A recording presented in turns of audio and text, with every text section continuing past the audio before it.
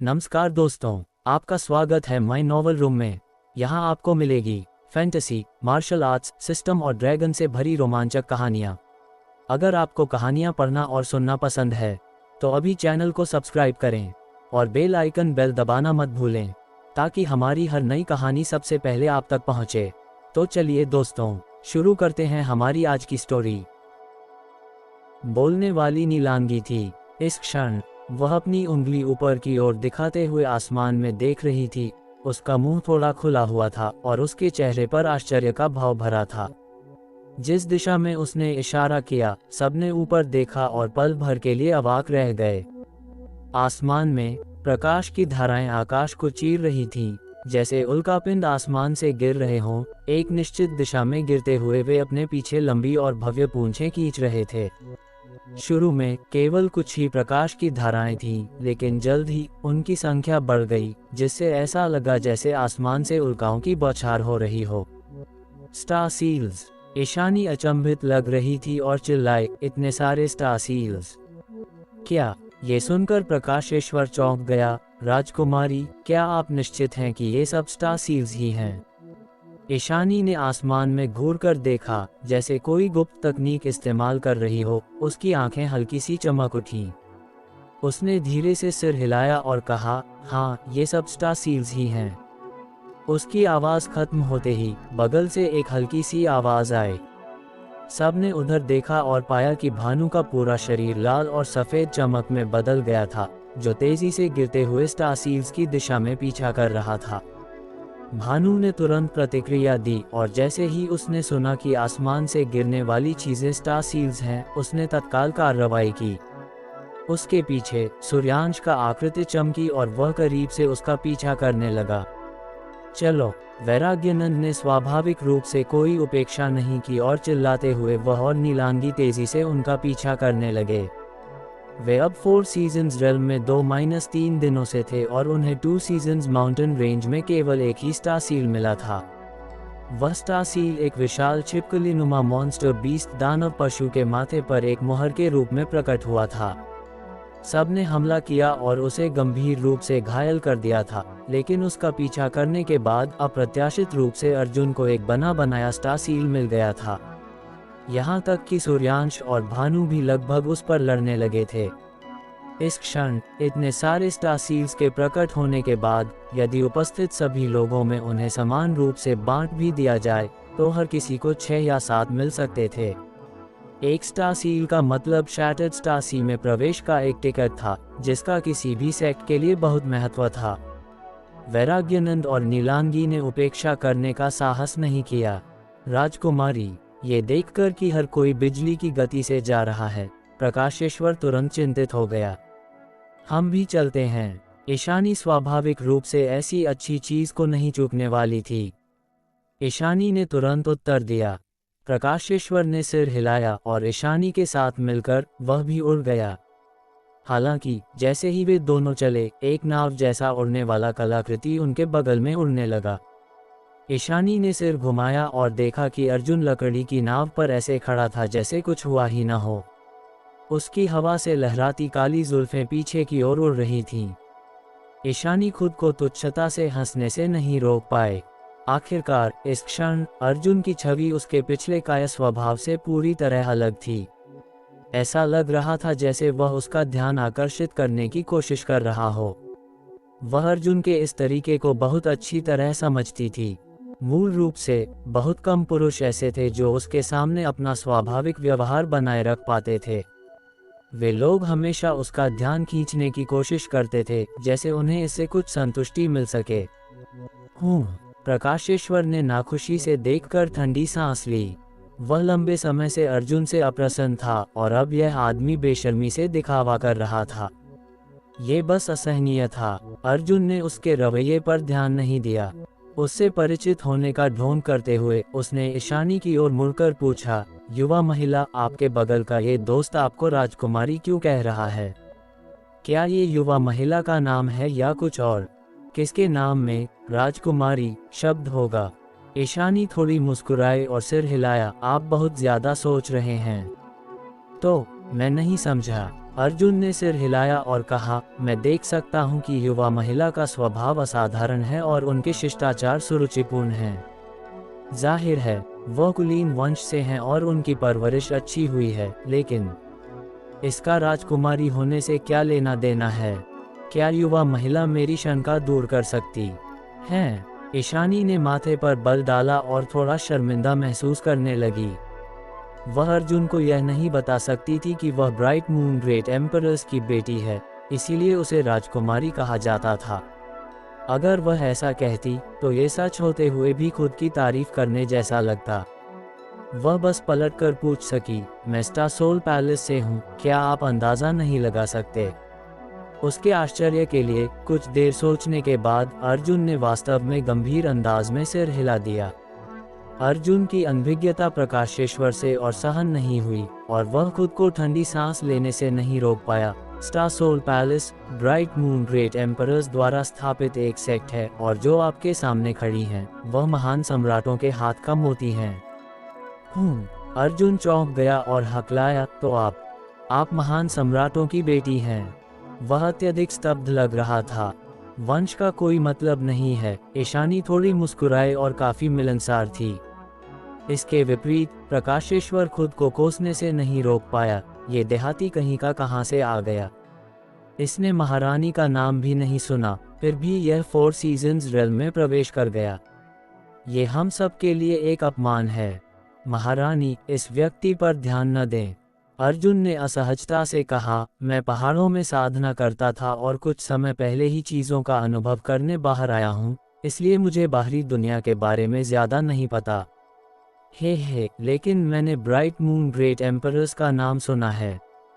क्या ऐसा है? ईशानी को नहीं पता था कि वह इस पर विश्वास करे या नहीं। ऐसा लगता है कि आप एकांत में कड़ी मेहनत करने वाले योद्धा हैं। ये सामान्य है कि आपको बाहरी दुनिया के बारे में ज़्यादा नहीं पता है। महारानी मेरी अति प्रशंसा कर रही हैं, मैं तो बस अज्ञानी हूँ। अर्जुन ने अपना गाल खुजलाया और विनम्रता से कहा, कम से कम तुम्हें कुछ आत्मज्ञान तो है। प्रकाशेश्वर ने कहा, वैसे तुम्हारा नाम क्या है? ईशानी ने पूछा। प्रकाशेश्वर ने कहा, राजकुमारी, आप इस देहाती का नाम क्यों पूछ रही हैं? अपने कान गंदे न करें।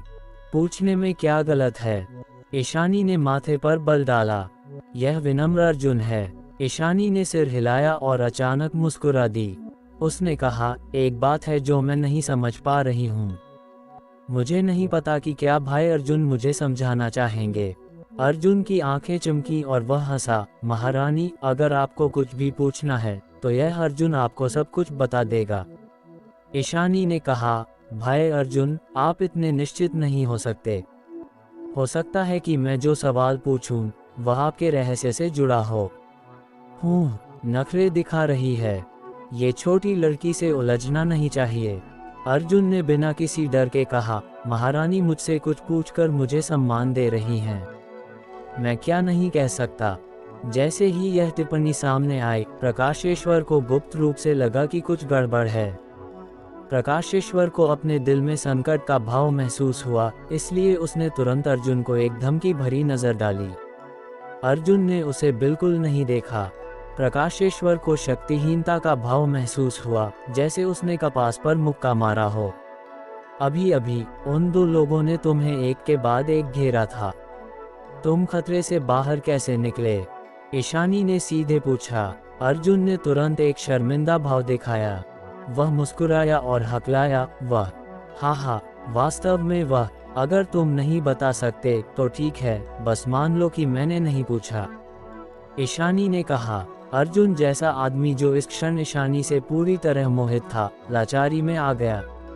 इसलिए उसने आह भरी और कहा, यह नहीं है कि मैं इसे कह नहीं सकता, लेकिन इस बिंदु पर उसने अचानक एक गंभीर भाव धारण कर लिया और उसी समय अपनी आवाज़ धीमी करके कहा, कृपया इसे मेरे लिए गुप्त रखें, राजकुमारी। अगर यह गुप्त तकनीक फैल गई तो ये काम नहीं करेगी। अगली बार जब मुझे इस स्थिति का सामना करना पड़ेगा तो मुझे डर है कि मैं निश्चित रूप से मर जाऊंगा। जैसे ही वह बोला, वह जानबूझकर ईशानी के और करीब गया और लगभग अपना मुंह उसके कान पर लगा दिया।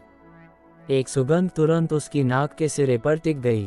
वे दोनों बहुत करीब थे और ईशानी इसे टाल नहीं पाए। उसके कोमल कान अचानक लाल हो गए। तुम क्या कर रहे हो? ये दृश्य देखकर प्रकाशेश्वर इसे सहन नहीं कर पाया और चिल्लाया। उसी समय उसके हाथ में एक तलवार दिखाई दी और उसने ईशानी के पार अर्जुन पर निशाना साधा।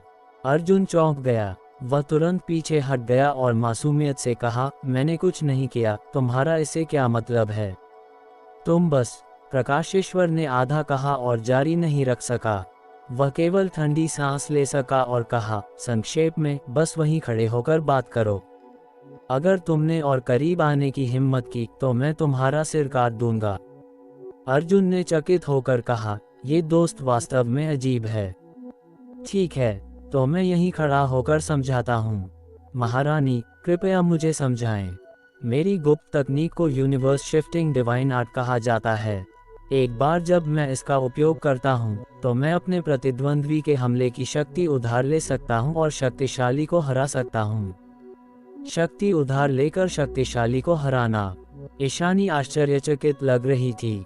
हाँ, अर्जुन ने सिर हिलाया और गंभीरता से कहा, पहले वाले दो लोग, एक आगे और एक पीछे, दोनों मेरी जान लेना चाहते थे, जो यूनिवर्स शिफ्टिंग डिवाइन आर्ट के मुख्य बिंदुओं से मेल खाता था। इसलिए मैंने। अर्जुन मुस्कुराया और अपना हाथ बढ़ाकर एक अर्धवृत्त बनाया, बस थोड़ा सा ही किया और उन्हें आपस में ही लड़ने दिया। ईशानी ने विचारपूर्वक कहा, तो अगर उस समय केवल एक ही व्यक्ति ने तुम पर हमला किया होता तो मैं मर जाता। अर्जुन ने अपने हाथ फैला दिए। क्या इस दुनिया में ऐसी जादुई गुप्त तकनीक मौजूद है? अर्जुन के स्पष्टीकरण को सुनने के बाद ईशानी चकित थी। वह कैसे जान सकती थी कि इस दुनिया में यूनिवर्स शिफ्टिंग डिवाइन आर्ट जैसी कोई चीज नहीं थी। अर्जुन ने बस एक महत्वपूर्ण क्षण में खुद को द वॉइड शून्य में छिपाने के लिए अपनी निहिलिटी सीक्रेट टेक्निक का इस्तेमाल किया था। ये गुप्त तकनीक महारानी तक ही रहनी चाहिए, कृपया इसे किसी और को न बताएं, अर्जुन ने गंभीरता से सलाह दी। ईशानी खुद को सिर हिलाने से नहीं रोक पाए। अचानक अर्जुन ने फिर से अपने हाथ मले और एक शर्मिंदा भाव से कहा, महारानी, मैंने आपके एक सवाल का जवाब दिया, क्या आप भी मेरे एक सवाल का जवाब दे सकती हैं? तुम क्या पूछना चाहते हो, लड़के? इससे पहले कि ईशानी बोल पाती, प्रकाशेश्वर तुरंत सतर्क हो गया। मैं बस तासील के बारे में पूछना चाहता हूँ। तुम्हें क्या लगता है मैं क्या पूछना चाहता हूँ? अर्जुन ने मासूमियत से प्रकाशेश्वर की ओर देखा। ईशानी ने अपने होंठ सिकुड़े और मुस्कुराई, बड़े भाई प्रकाशेश्वर, आप दूसरों के प्रति इतने क्रूर क्यों हो रहे हैं? उसने अर्जुन की ओर मुड़कर देखा। आप स्टार सील्स के वर्गीकरण और ग्रेड के बारे में पूछना चाहते हैं, है ना? अर्जुन ने बार बार सिर हिलाया और खुशामद करते हुए कहा, राजकुमारी वास्तव में बुद्धिमान है, इस विनम्र के विचारों को एक नज़र में ही देख लिया। ईशानी ने बिना कोई वादा किए मुस्कुराई, लेकिन वह कंजूस नहीं थी। वह गंभीर लग रही थी और बोली, स्टार सील्स वास्तव में ग्रेड में विभाजित होते हैं। स्टार सील का आकार तय नहीं होता है। हालांकि स्टार सील जितना अधिक जटिल होता है, उसका ग्रेड उतना ही ऊंचा होता है। उदाहरण के लिए, आपके हाथ में रोम्बस के आकार का स्टार सील अपेक्षाकृत निम्न ग्रेड का माना जाना चाहिए। इसके नीचे केवल त्रिकोणीय स्टार सील ही इससे हीन है। इसके ऊपर 5 नुकीले, 6 नुकीले, 7 नुकीले और यहाँ तक कि 8 नुकीले स्टार सील्स भी हैं। अलग अलग स्टार सील्स, क्या अंतर है? अर्जुन ने ईमानदारी से पूछा। मैं विशिष्ट अंतरों की व्याख्या नहीं कर सकती। ईशानी ने धीरे धीरे सिर हिलाया, लेकिन ऐसा कहा जाता है कि स्टार सील का ग्रेड जितना ऊंचा होता है, शैटर्ड स्टार सी में उतने ही अधिक लाभ प्राप्त होते हैं। क्या ऐसा है? अर्जुन ने विचार किया। ईशानी ने कम से कम अर्जुन के संदेहों का जवाब दिया। भले ही यह व्यापक न हो, अर्जुन और ज्यादा नहीं पूछ सकता था। जब वे बात कर रहे थे, वे अपने गंतव्य पर पहुंच गए। उनके सामने योद्धा 2 या 3 के समूह में इकट्ठा थे, एक जंगल के पेड़ों की चोटियों पर खड़े थे। वे सब आसमान में देख रहे थे, चुपचाप किसी चीज का इंतजार कर रहे थे। ये देखकर अर्जुन तुरंत एक खाली पेड़ की चोटी पर कूद गया। उसने चारों ओर देखा। भानु, सूर्यांश, वैराग्यनंद, नीलांगी और अन्य जो उससे पहले चले थे, वे पहले से ही यहाँ थे। इसके अलावा कुछ अन्य योद्धा भी थे जो जाहिर है पिछली हलचल से आकर्षित हुए थे। अर्जुन ने चारों ओर नजर डाली और पाया कि कम से कम 1 दर्जन लोग थे। इसके अलावा जंगल की गहराई से हवा के टूटने की लगातार आवाजें आ रही थीं। जाहिर है कुछ और लोग इस ओर आ रहे थे। आसमान में ऊंचाई पर एक विशाल बादल लुढ़क रहा था। इस बादल में एक सुनहरी चमक थी, जैसे ये शुद्ध सोने से बना हो। अर्जुन ने इस सुनहरे बादल से हल्की सी एक अजीब ऊर्जा की लहर महसूस की। निरीक्षण करते हुए उसकी आंखें अचानक रुक गईं और उसने कुछ दूर की दिशा में नजर डाली। उधर एक पुरुष और एक महिला उसे मुस्कुराहट के साथ देख रहे थे। उसे अपनी ओर देखते हुए देखकर महिला ने अर्जुन को हाथ हिलाया। बुरा भाग्य, अर्जुन ने कोसते हुए कहा, लेकिन वह दिखावा नहीं कर सका कि उसने उन्हें नहीं देखा। उसकी आकृति चमकी और वह अपनी पेड़ की चोटी से कूदकर कुछ दर्जन मीटर दूर विपरीत दिशा में पहुंच गया। तुम यहाँ क्यों हो? अर्जुन के उतरने के बाद उसने उन दोनों से पूछा। ये दोनों लोग ब्लू फेदर सेक्ट के प्रोटेक्टर व्योम और सत्यकेतु के अलावा और कोई नहीं थे। हालांकि अर्जुन का इन दोनों से कोई बैर नहीं था, फिर भी उनके पीछे वो मेंगशान था। अर्जुन वास्तव में उनसे निपटना नहीं चाहता था। ओह! सत्यकेतु की आंखें चमक उठी क्योंकि उसने अर्जुन के हाथ के पीछे की ओर घूर कर देखा और कहा, छोटे भाई, अर्जुन ने वास्तव में एक तहसील प्राप्त किया। ये वास्तव में जश्न मनाने लायक है। अर्जुन का मुंह हट गया जब उसने लाचारी से कहा, अगर संभव हो तो मैं ये चीज़ नहीं चाहता। छोटे भाई, अर्जुन की बातें क्या ये बेईमानी भरी नहीं हैं? सत्यकेतु ने मजाक किया। अर्जुन ने हूँ किया। चारों ओर देखो और देखो कि तुम्हारे शब्द सुनने के बाद वे कैसे प्रतिक्रिया देते हैं। तुम्हें पता चल जाएगा कि मेरा क्या मतलब है। सत्यकेतु ने अपना सिर उठाया और चारों ओर नजर डाली। उसका चेहरा अचानक डूब गया। सत्यकेतु ने ध्यान नहीं दिया और थोड़ा ज्यादा जोर से बोल दिया, जिससे अर्जुन सबका ध्यान का केंद्र बन गया। वह खुद को थोड़ा दोषी और बेचैन महसूस करने से नहीं रोक पाया। प्रोटेक्टर व्योम खिलखिला कर हंसी। उसकी सुंदर आंखें घूम रही थीं क्योंकि उसने धीरे से कहा, अगर तुम यह नहीं चाहते तो मुझे क्यों नहीं दे देते? अपने सपनों में अर्जुन ने ठंडी सांस ली। इतना निर्दयी! प्रोटेक्टर व्योम ने अर्जुन को कड़वाहट से घूर कर देखा, अपने लाल होठों को काटते हुए कहा, अगर मैंने अतीत में तुम्हारी देखभाल न की होती तो तुम आज जहाँ हो वहाँ कैसे होते? तुम्हें अभी भी अतीत का उल्लेख करने की हिम्मत है। अर्जुन ने उसे तिरछी नज़र से देखा और ठंडी सांस ली। अगर तुमने मुझे उस समय ब्लू फेदर सेक्ट में रुकने के लिए मजबूर न किया होता तो मैं नहीं होता। क्या होता? प्रोटेक्टर व्योम ने पूछा। कुछ नहीं, अर्जुन ने अपना हाथ हिलाया। जब उसे याद आया कि वो मेंगशान ने उसे ज़बरदस्ती heaven devouring great emperors battle technique सिखाया था तो वह बेचैन महसूस करने लगा। इस व्यक्ति को देखो, निश्चित रूप से उसका चेहरा इंसान का है लेकिन दिल जानवर का है। कुछ दूर नहीं, प्रकाशेश्वर, जो खुद ईशानी द्वारा तिरस्कृत होने के कारण और भी गुस्सा हो गया था, उसने अर्जुन को बदनाम करने की पूरी कोशिश की। बस कह दो, तुम इतना करीब क्यों आ रहे हो? ईशानी घृणा के भाव से बगल में हट गई। मैं बहरी नहीं हूँ। ईशानी ने ठंडी सांस ली। इसकी तुलना में मुझे इसमें ज्यादा दिलचस्पी है कि वे गिरे हुए स्टार सील्स कहाँ गए। मुझे पूछने दो। प्रकाशेश्वर तुरंत स्वेच्छा से आगे आया। उसने चारों ओर अपनी नज़र घुमाई और अंत में जीवंश नामक एक छोटे आदमी पर स्थिर कर दिया। तुम एक पल के लिए यहाँ आओ। प्रकाशेश्वर ने दूर से छोटे आदमी की ओर इशारा किया और चिल्लाया। जीवंश नामक इस व्यक्ति ने खुद को एक बहुत ही विनम्र स्थिति में रखा। प्रकाशेश्वर ने पूछा, मुझे तुमसे पूछने दो, तुम यहाँ कब से हो? जीवंश ने जवाब दिया, हम मास्टर से थोड़ा पहले पहुँचे। तो क्या तुमने देखा है कि आसमान से पहले गिरी हुई चीज़ें कहाँ गईं? ऐसा लगता है कि वे सभी सुनहरे बादल में गिर गए और कहीं नहीं मिल रहे हैं। जैसे ही जीवंश ने बात की, उसने आसमान में लुढ़कते हुए सुनहरे बादल की ओर इशारा किया। ये वहाँ उतरा। प्रकाशेश्वर ने देखने के लिए सिर उठाया और माथे पर बल डाला।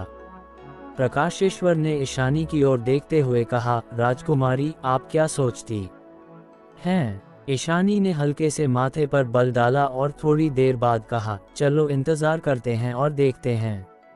जब प्रकाशेश्वर सवाल पूछ रहा था, अर्जुन ध्यान से सुन रहा था और सत्यकेतु ने उसे सिर हिलाकर पुष्टि की। लगभग 1 कप चाय बनाने में लगने वाले समय के बाद आसमान में लुढ़कते हुए सुनहरे बादल से अचानक एक भनभनाहट की आवाज आई। सुनहरी रोशनी फूट पड़ी, सुनहरे बादल ने ऐंठन ली और सुनहरी रोशनी से अचानक एक अस्पष्ट विशाल छाया उभरी। फ्लोइंग टाइम टेम्पल, बेवकूफ़ों का एक झुंड, ये निश्चित रूप से पौराणिक फ्लोइंग टाइम टेम्पल है। अर्जुन को लगा कि यह असली फ्लोइंग टाइम टेम्पल था। अर्जुन ने प्रोटेक्टर व्योम को तिरछी नज़र से देखा। प्रोटेक्टर व्योम ने पूछा, तुम्हें फ्लोइंग टाइम टेम्पल के बारे में कुछ पता होना चाहिए, है ना? अर्जुन ने माथे पर बल डाला और कहा, चूंकि भाई सत्यकेतु ऐसा कहते हैं तो तुम्हें बताने में कोई हर्ज नहीं है। मैं बस इतना जानता हूं कि यह फ्लोइंग टाइम ग्रेट एम्परर, महान सम्राटों का महल है।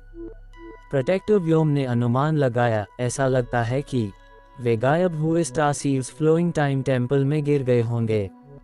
ये निश्चित है। अर्जुन मुस्कुराया, इस फ्लोइंग टाइम टेम्पल में न केवल फ्लोइंग टाइम ग्रेट एम्परर द्वारा छोड़े गए लाभ शामिल हैं, बल्कि स्टार सीड्स भी। मुझे डर है कि कोई भी इसकी उपेक्षा नहीं करेगा, है ना? एक निश्चित क्षण में हॉल आखिरकार पूरी तरह से प्रकट हो गया और एक गड़गड़ाहट की आवाज के साथ ये शून्य में पूरी तरह से जम गया। शिव, भानु और सूर्यांश, जो सबसे पहले निकले थे, लगभग एक ही समय में आगे बढ़े। हॉल के सामने पहुंचने में सबको पूरे 1/4 घंटे का समय लगा। हॉल की परिधि सुनहरी रोशनी की एक परत में लिपटी हुई थी और इसके केंद्र में एक क्षैतिज पट्टिका थी जिस पर फ्लोइंग टाइम ग्रेट एम्परर शब्द लिखे हुए थे। अर्जुन ने एक नज़र डालने के बाद वह चौंक गया और जल्दी से अपनी नज़र हटा ली। दुर्भाग्य से उनमें से एक इसका शिकार हो गया। 10 सांस के समय से भी कम समय में ये व्यक्ति इतना पतला हो गया था कि वह केवल त्वचा और हड्डियां ही रह गया था। उसकी आंखें पट्टिका पर लिखे फ्लोइंग टाइम ग्रेट एम्परर शब्दों पर टिकी थीं, जिससे समय के प्रिंसिपल सिद्धांत उसकी आत्मा और शरीर को नष्ट करने दे रहे थे। आधे रास्ते में इस व्यक्ति की जीवन शक्ति फीकी पड़ गई और वह सीधे नीचे गिर गया। सबका चेहरा बुरी तरह बदल गया। होंद होंद होंद। भानु और सूर्यांश हॉल के सामने पहुंचे, लेकिन उनके शरीर हॉल के बाहर सुनहरी रोशनी की परत के संपर्क में आए तो उन्हें एक अदृश्य बल द्वारा अवरुद्ध कर दिया गया। 2 तेज धमाके गूंज उठे क्योंकि ज्यादा हिंसक हमलों को सुनहरी रोशनी की परत ने प्रतिबिंबित किया, जिससे भानु और सूर्यांश को पीछे हटने के लिए मजबूर होना पड़ा। हाहा, अगर तुम तेजी से भागे तो क्या हुआ? क्या तुम अभी भी अवरुद्ध नहीं हुए? प्रकाशेश्वर जोर से हंसा। भानु ने गुस्से में लग रहा था क्योंकि उसने प्रकाशेश्वर को घूर कर देखा और चिल्लाया, अगर तुम में क्षमता है तो अंदर जाओ और मुझे दिखाओ। प्रकाशेश्वर ने हल्के से मुस्कुराया और सिर हिलाया, यहाँ तक कि भाई भानु भी विफल रहे तो ये प्रकाशेश्वर कैसे प्रवेश कर सकता है? मैं तो अपनी ऊर्जा बचाना पसंद करूँगा। तो कटाक्ष करना बंद करो। भानु को प्रकाशेश्वर से जरा भी डर नहीं लगा, भले ही दूसरा पक्ष सदर्न टेरिटरी के अधिपति स्टार सोल पैलेस से था। भानु के लिए इस दुनिया में केवल 2 तरह के लोग थे, वे जो उससे अधिक मजबूत थे और वे जो उससे कमजोर थे। मजबूत लोग शायद उसका सम्मान और यहाँ तक कि उसकी युद्ध भावना भी जीत लें, लेकिन जहाँ तक कमजोरों की बात थी, वह उन्हें कभी सम्मान नहीं देता था और इसका उनकी पृष्ठभूमि से कोई लेना देना नहीं था। इस तरह भानु द्वारा विरोध किए जाने पर प्रकाशेश्वर थोड़ा शर्मिंदा लगा और उदास चेहरे के साथ बोला, तुम्हें खुश होना चाहिए कि प्रकाशेश्वर को एक महत्वपूर्ण कार्य संभालना है, वरना मैं तुम्हारी कुत्ते की जान पहले ही ले चुका होता। जिस महत्वपूर्ण कार्य की वह बात कर रहा था वह स्वाभाविक रूप से राजकुमारी ईशानी की सुरक्षा का कार्य था। भानु ने उपहास किया और उस पर ध्यान देना जरूरी नहीं समझा। जब वे दोनों बहस कर रहे थे तब तक कई योद्धा हॉल के सामने पहुंच चुके थे। उनमें से प्रत्येक ने खड़े होकर इस विशाल और शानदार संरचना को देखा और गहरे में उन्हें अपने हृदय में विनम्रता और तुच्छता का एहसास हुआ। सब लोग, आप क्या सोचते हैं? अचानक एक व्यक्ति भीड़ से बाहर निकला और निडर होकर भानु और अन्य लोगों के सामने आया। उसने उन पर एक नज़र डाली और पूछा, हम इस सुनहरे अवरोध को कैसे तोड़ें? इस व्यक्ति का रूप गरिमामय और स्वभाव सौम्य था। वह लगभग 30 वर्ष का लग रहा था और काले लबादे में था, जो उसे बहुत सक्षम दिखा रहा था। उसके पूरे शरीर से उत्सर्जित होने वाले ऊर्जा के उतार चढ़ाव ने दर्शाया कि वह भी थर्ड ऑर्डर डाउसोस रेल्म का योद्धा था। अग्रेश, तुम भी यहाँ हो। प्रकाशेश्वर ने इस व्यक्ति को देखा और अपनी आंखें सनकरी कर लीं, मानो उसने उसे पहचान लिया हो। अग्रेश नाम के इस युवक ने थोड़ा मुस्कुराया और कहा, मैं यहाँ क्यों नहीं हो सकता? 7 ग्लोरीज चेंबर ऑफ कॉमर्स को 4 सीजन्स रेल्म के लिए कम से कम कुछ स्थान तो मिलने ही चाहिए, है ना? प्रकाशेश्वर का प्रश्न काफी अजीब है। उसे यह कहते हुए सुनकर अर्जुन तुरंत समझ गया। अग्रेश नाम का ये युवक 7 ग्लोरीज चेंबर ऑफ कॉमर्स का एक उभरता सितारा होना चाहिए। हालांकि 7 glories chamber of commerce southern territory की एक बड़ी चेंबर ऑफ कॉमर्स थी, इसका मतलब यह नहीं था कि इन दोनों शक्तियों के पास कोई योद्धा नहीं थे। इसके विपरीत इन दोनों चेंबर ऑफ कॉमर्स की विरासत किसी भी शीर्ष सेक्ट से कम नहीं थी। बस दुनिया की समझ और पूर्वाग्रहों के कारण लोगों को यह विश्वास हो गया था कि वे कमजोर थे। इस अग्रेश के विचार से यह एक रिस्ट्रिक्शन फॉर्मेशन होनी चाहिए। यह एक प्रकार का स्पिरिट अरे होना चाहिए। क्या हमें इस क्षेत्र में कुशल किसी मित्र को ढूंढकर एक नज़र नहीं डालनी चाहिए? अग्रेश ने सुझाव दिया। निरपेक्ष शक्ति के सामने कोई भी रिस्ट्रिक्शन फॉर्मेशन या फॉर्मेशन केवल एक भ्रम है। बस सीधे इसे चूर चूर कर दो। एक ठंडी सी झटके के साथ सूर्यांश ने सबसे पहले हरकत की। उसने अपना हाथ बाहर निकाला और शून्य पर पकड़ा, जिससे उसकी हथेली में अचानक एक युद्ध कुल्हाड़ी प्रकट हुई। उसने अपना सोची उसमें उड़ेला और प्रिंसिपल्स की शक्ति कुल्हाड़ी के ब्लेड के चारों ओर मंडराने लगी। आध्यात्मिक ऊर्जा और दबाव की बढ़ती लहर से उपस्थित सभी लोगों के चेहरे का रंग बदल गया। यहाँ तक कि भानु का भाव भी थोड़ा गंभीर हो गया, मानो उसे सूर्यांश के हमले से खतरा महसूस हो रहा हो। ऑक्टागोनल दूर ने वाकई एक सनकी पैदा किया है। ईशानी के शरीर की सतह पर हल्के नीले रंग की रोशनी की एक परत चमकी, जिससे दबाव और स्पिरिट क्यूई का प्रभाव खत्म हो गया। उससे पहले वह किसी भी बात पर विश्वास नहीं कर सकती थी। सदर्न टेरिटरी में बस एक छोटा सा सेक्ट जिसे मध्यम आकार का सेक्ट माना जा सकता था, वास्तव में ऐसे प्रतिभाशाली को विकसित करने में सक्षम था। यहाँ तक कि स्टार सोल पैलेस में भी ऐसे राक्षस केवल कुछ ही थे। कोई आश्चर्य नहीं कि उसने बिना डरे भानु को चुनौती देने की हिम्मत की। इतनी आश्चर्यजनक ताकत के साथ उसके पास वास्तव में घमंडी होने की योग्यता है। कचा तारांकन। सबकी आंखों के सामने सूर्यांश की युद्ध कुल्हाड़ी पकड़े हुए भुजा अचानक सूज गई, उसकी मांसपेशियां उभर आईं। ये हिंसक सुंदरता से भरपूर थी। उसने धीरे धीरे युद्ध कुल्हाड़ी को घुमाया, मानो वह ताकत जमा कर रहा हो, और हर घुमाव के साथ युद्ध कुल्हाड़ी से आने वाली ऊर्जा के उतार चढ़ाव दोगुने हो गए। 3 या 5 बार के बाद शून्य उस भयानक ऊर्जा के उतार चढ़ाव के कारण कांप गया, और भानु तथा जो लोग सामने के करीब थे वे भी अपना संतुलन खोने लगे। जहां तक कमजोर शक्ति वाले उन योद्धाओं की बात थी, वे जमीन पर गिर पड़े, उनके चेहरे पीले पड़ गए और वे कांपती आंखों से आगे घूर रहे थे। हर कोई सोच रहा था कि अगर उन्हें ऐसे वार से मारा जाए तो क्या होगा। अर्जुन की आंखें चमकी, वह भी सूर्यांश की हरकतों से स्तब्ध था, लेकिन वह ये भी जानता था कि ऐसा हमला असली लड़ाई में प्रदर्शित नहीं किया जा सकता, क्योंकि ताकत जमा करने में लगने वाला समय बहुत लंबा था। कोई भी दुश्मन सूर्यांश को तैयारी के लिए पर्याप्त समय नहीं दे सकता था। तदनुसार सूर्यांश के शरीर पर बोझ भी छोटा नहीं होना चाहिए। वह इसे समझा। उपस्थित लोगों में भानु, प्रकाशेश्वर और यहाँ तक कि वैराग्यनंद भी इसे समझते थे। ईशानी भी इसे समझी। हाँ, अचानक सूर्यांश ने दहाड़ लगाए और युद्ध कुल्हाड़ी को अपने हाथ से फेंक दिया, जो प्रकाश की एक धारा में बदल गई। ये धारा हेवंस और अर्थ को नष्ट करने में सक्षम लगती थी, क्योंकि यह उसके सामने सुनहरे प्रकाश के पर्दे की ओर तेजी से भागी। इस क्षण सब ने अपनी सांसें रोक लीं और चुपचाप देखा। हॉन्ग तारांकन। प्रकाश के विस्फोट और ऊर्जा के विस्फोट के साथ सुनहरे प्रकाश का पर्दा थोड़ा धंसा, लेकिन वह अभेद्य बना रहा। अगले ही पल सुनहरी रोशनी सामान्य हो गई और युद्ध कुल्हाड़ी और भी तेज गति से उछलकर वापस आ गई, सूर्यांश के किनारे से कटी और उसके काले बालों के कुछ धागे काट दिए। सूर्यांश ने आगे बढ़कर अपने गाल को छुआ, जहां एक उंगली की लंबाई का घाव था और गर्म खून बह रहा था। ऐसा लगता है कि क्रूरबल इस अवरोध को नहीं तोड़ सकता, अग्रेश ने हल्के से कहा। आखिरकार यह एम्परर रेल्म के एक मास्टर द्वारा व्यवस्थित एक अवरोध है। उसने सूर्यांश का उपहास नहीं किया।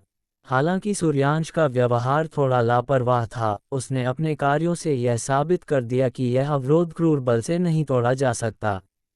राजकुमारी, प्रकाशेश्वर अचानक ईशानी को देखने के लिए मुड़ा और पूछताछ के लहजे में पुकारा। ईशानी ने सिर हिलाया और कहा, मैंने अभी तक कुछ नहीं देखा है, इसलिए मैं निश्चित नहीं हूँ। प्रकाशेश्वर ने हल्के से सिर हिलाया और कहा, तो राजकुमारी को इसका आगे अध्ययन करना चाहिए।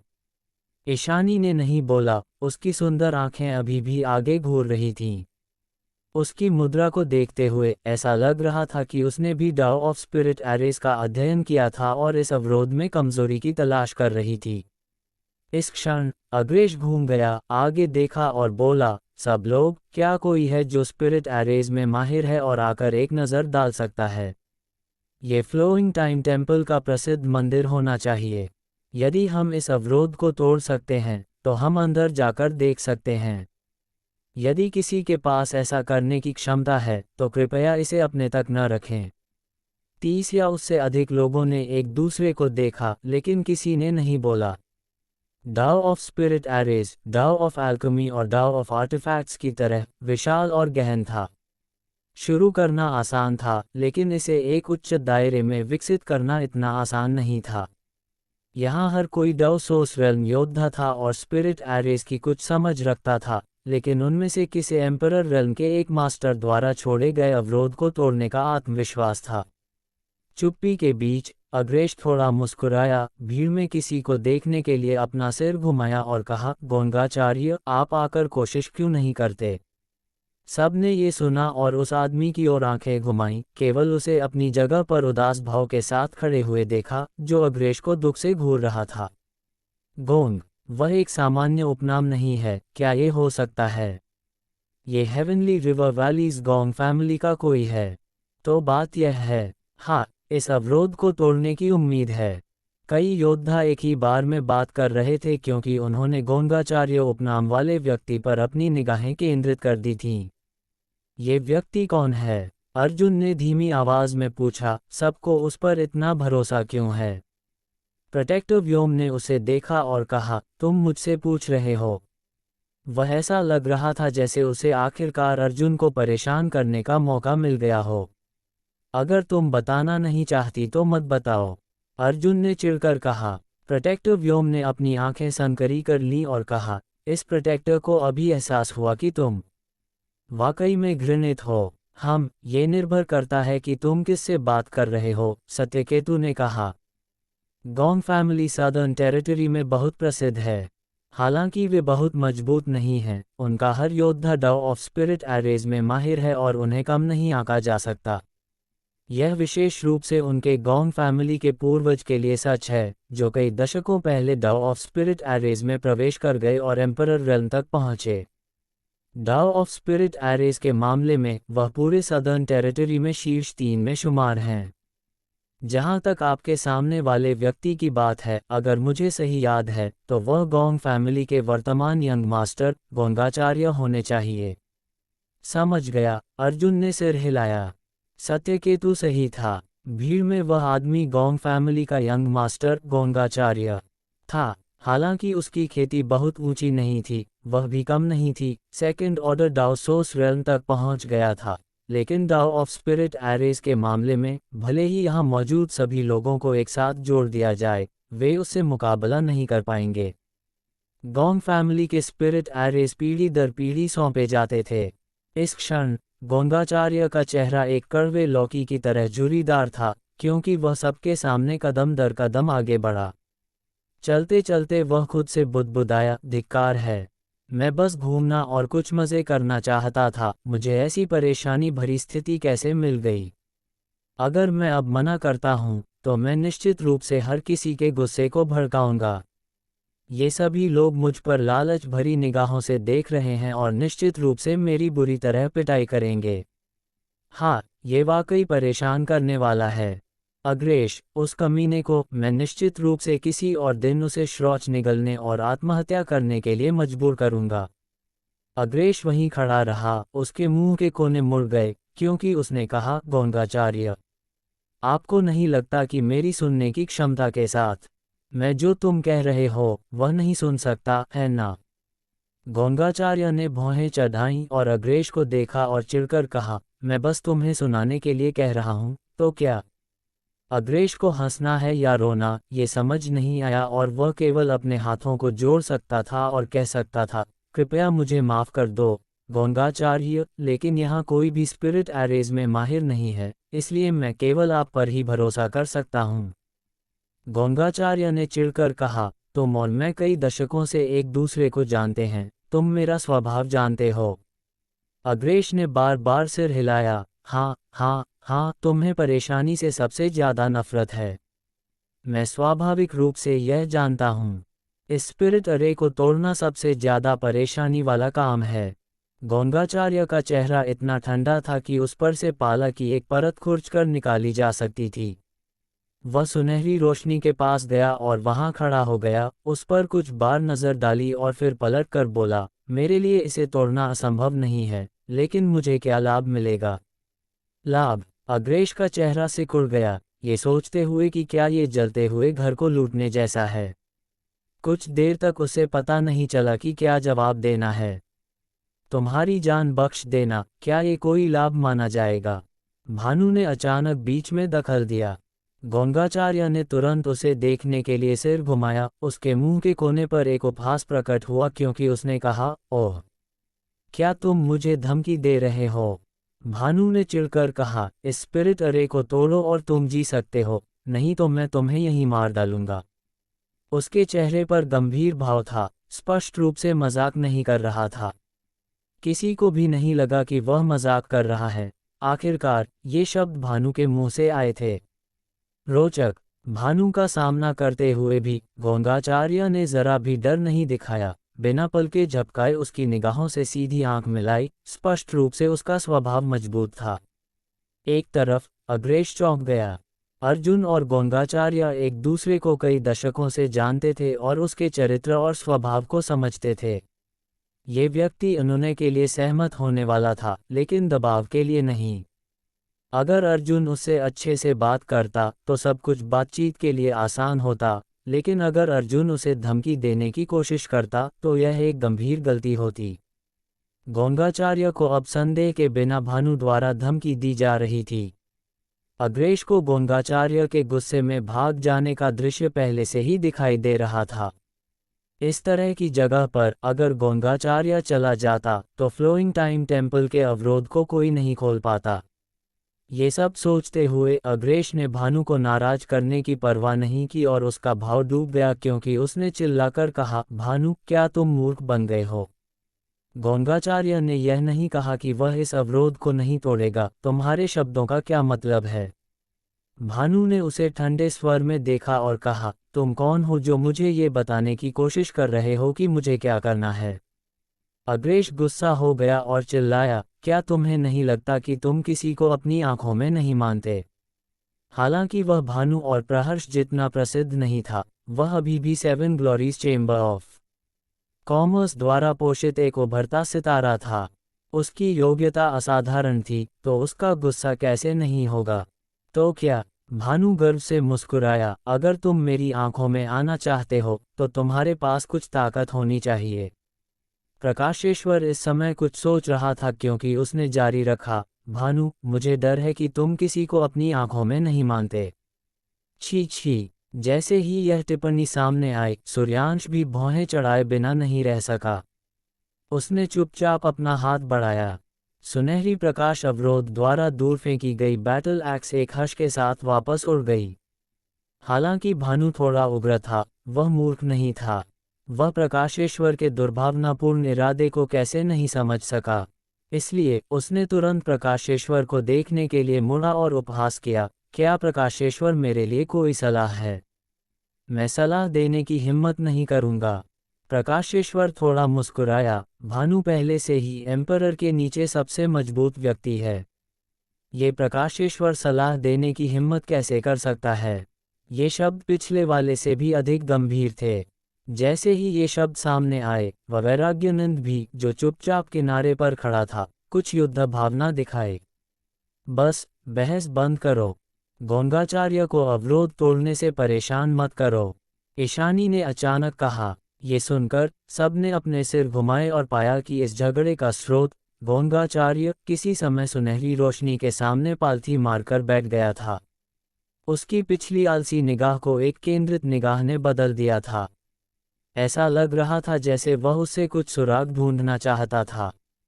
कम से कम तुम जानते हो कि तुम्हारे लिए क्या अच्छा है, भानु ने ठंडे स्वर में चिढ़कर कहा। गुप्त रूप से महसूस कर रहा था कि गोंगाचार्य उसके खतरे से डर गया था। ये केवल वही नहीं था, मूल रूप से उपस्थित सभी लोगों के मन में यही विचार था। आखिरकार गोंगाचार्य ने अभी अभी अवरोध तोड़ने के लाभों के बारे में पूछा था, लेकिन भानु द्वारा कुछ शब्दों के साथ धमकी दिए जाने के बाद क्या वह आज्ञाकारी रूप से प्रस्तुत नहीं हुआ था? एक पल के लिए कई लोगों ने तिरस्कार के भाव प्रकट किए। हालांकि हर किसी को अभी भी फ्लोइंग टाइम टेम्पल में प्रवेश करने के लिए गोंगाचार्य की ताकत पर भरोसा करना था, लेकिन यह उन्हें उसका तिरस्कार करने से नहीं रोकता था। केवल एक व्यक्ति, जिसके माथे से ठंडा पसीना टपक रहा था, ने विचारपूर्वक गोंगाचार्य की ओर देखा और मन ही मन सोचा, स्थिति अच्छी नहीं है। गोंगाचार्य हमेशा जिद्दी रहा है और उसने कभी भी खुद को धमकी नहीं देने दी है, लेकिन इस बार वह वास्तव में सहयोग कर रहा है। वह किस तरह की चाल चलने की कोशिश कर रहा है? सिसकी, वह दुर्भावनापूर्ण मुस्कुराहट भी दिखा रहा है। सब खत्म हो गया। जितना अधिक अग्रेश ने अवलोकन किया, उतना ही उसे लगा कि गोंगाचार्य का व्यवहार अजीब था। सहज रूप से उसके हृदय में एक बुरी भावना उत्पन्न हुई। उसी क्षण गोंगाचार्य, जो कुछ देर से सुनहरे प्रकाश अवरोध का अवलोकन कर रहा था, उसे कुछ मिला हुआ प्रतीत हुआ। अपना हाथ बाहर निकालते हुए उसने अपने स्पेस रिंग से एक नाजुक स्पिरिट अरे निकाला। ये स्पिरिट अरे हथेली के आकार का था और अनगिनत रहस्यमय रुन और पैटर्न से उत्कीर्ण था। गोंग फैमिली की आर्मिलरी स्फीयर प्लेट। ईशानी की सुंदर आंखें अचानक जल उठीं क्योंकि उसने इस स्पिरिट अरे को ध्यान से देखा, लेकिन जल्दी उसके चेहरे पर निराशा का भाव दिखाई दिया क्योंकि गोंगाचार्य के हाथ में वह आर्मिलरी स्फीयर प्लेट स्पष्ट रूप से असली आर्मिलरी स्फीयर प्लेट नहीं थी, बल्कि एक नकल थी। गोंगाचार्य ने अपने हाथों से मोहरों की एक श्रृंखला बनाए और उन्हें स्पिरिट अरे में डाला। तुरंत बाद स्पिरिट अरे प्रकाश की एक धारा में बदल गया और एक लचीली मछली की तरह अवरोध से गुजर गया। हर कोई ध्यान से देख रहा था, लेकिन बहुत कम लोग ही ये देख पा रहे थे कि क्या हो रहा था। अर्जुन केवल अस्पष्ट रूप से अनुमान लगा सकता था कि यह स्पिरिट अरे एक आर्टिफैक्ट था जिसका उपयोग अवरोधों के कमजोर बिंदुओं को खोजने में मदद करने के लिए किया जा सकता था। चीजें वास्तव में वही थी जैसा उसने सोचा था। गोंग फैमिली की आर्मिलरी स्फीयर प्लेट ने कमजोर बिंदुओं या अरेकोस को खोजने की अपनी अजीब क्षमता पर भरोसा करते हुए इस दुनिया में सभी स्पिरिट एरेज और अवरोधों को तोड़ने का दावा किया। हालांकि आर्मिलरी स्फीयर प्लेट गोंग फैमिली का पवित्र आर्टिफैक्ट था, इसलिए भले ही गोंगाचार्य का दर्जा कम नहीं था, वह इसे अपने साथ ले जाने के योग्य नहीं था। उसने जो स्पिरिट अरे निकाला वह आर्मिलरी स्फीयर प्लेट की गोंग फैमिली की नकल थी, और हालांकि यह असली आर्मिलरी स्फीयर प्लेट और इसके बीच एक बड़ा अंतर था, यह अभी भी काफी प्रभावी था। प्रकाश की धारा बेहद तेज गति से अवरोध से गुजरती रही। एक निश्चित क्षण में गोंगाचार्य की आंखें अचानक जल उठीं और वह बुदबुदाया, मिल गया। हे, क्या ये वास्तव में वही है जो मैंने सोचा था? गोंगाचार्य ने खुद से बुदबुदाया, लेकिन किसी को नहीं पता था कि वह क्या कह रहा था।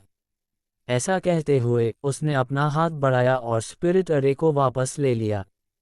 थोड़ी देर बाद उसने अपने स्पेस रिंग से कुछ एरे फ्लैग्स और एरे कोर निकाले और हवा में उछल गया, अपने हाथों को लहराते हुए और एरे फ्लैग्स और एरे कोर की एक श्रृंखला को बुलाया। इस क्षण गोंगाचार्य का भाव गंभीर हो गया, मानो वह जो कर रहा था वह बेहद पवित्र था। ये एरे फ्लैग्स और एरे कोर शून्य में डूब गए और तुरंत गायब हो गए, किसी को नहीं पता था कि वे कहाँ गए।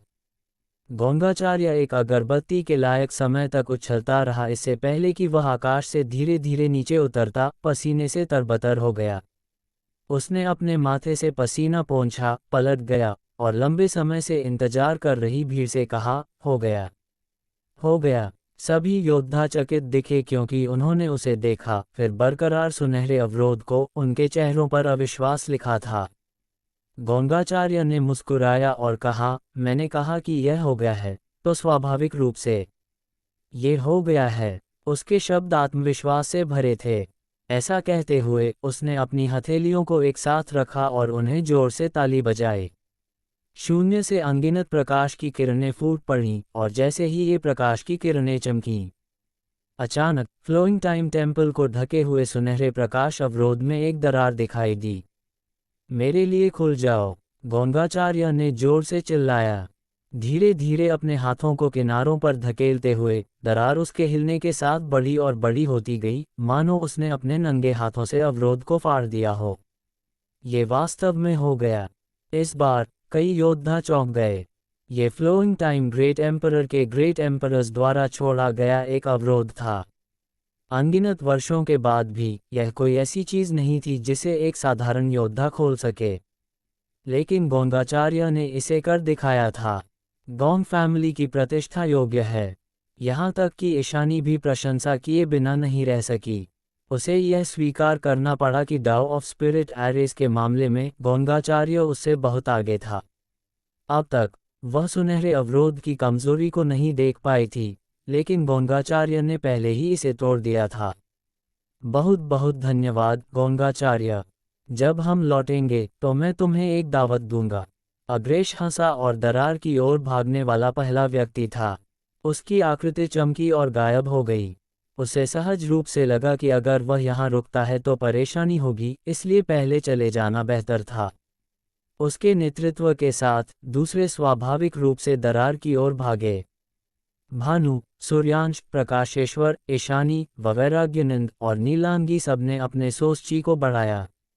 एक तरफ वे किसी के अचानक उन पर हमला करने से खुद को बचा रहे थे, दूसरी तरफ वे फ्लोइंग टाइम टेम्पल में प्रवेश करने के बाद उन्हें मिलने वाले किसी भी खतरे से सतर्क थे।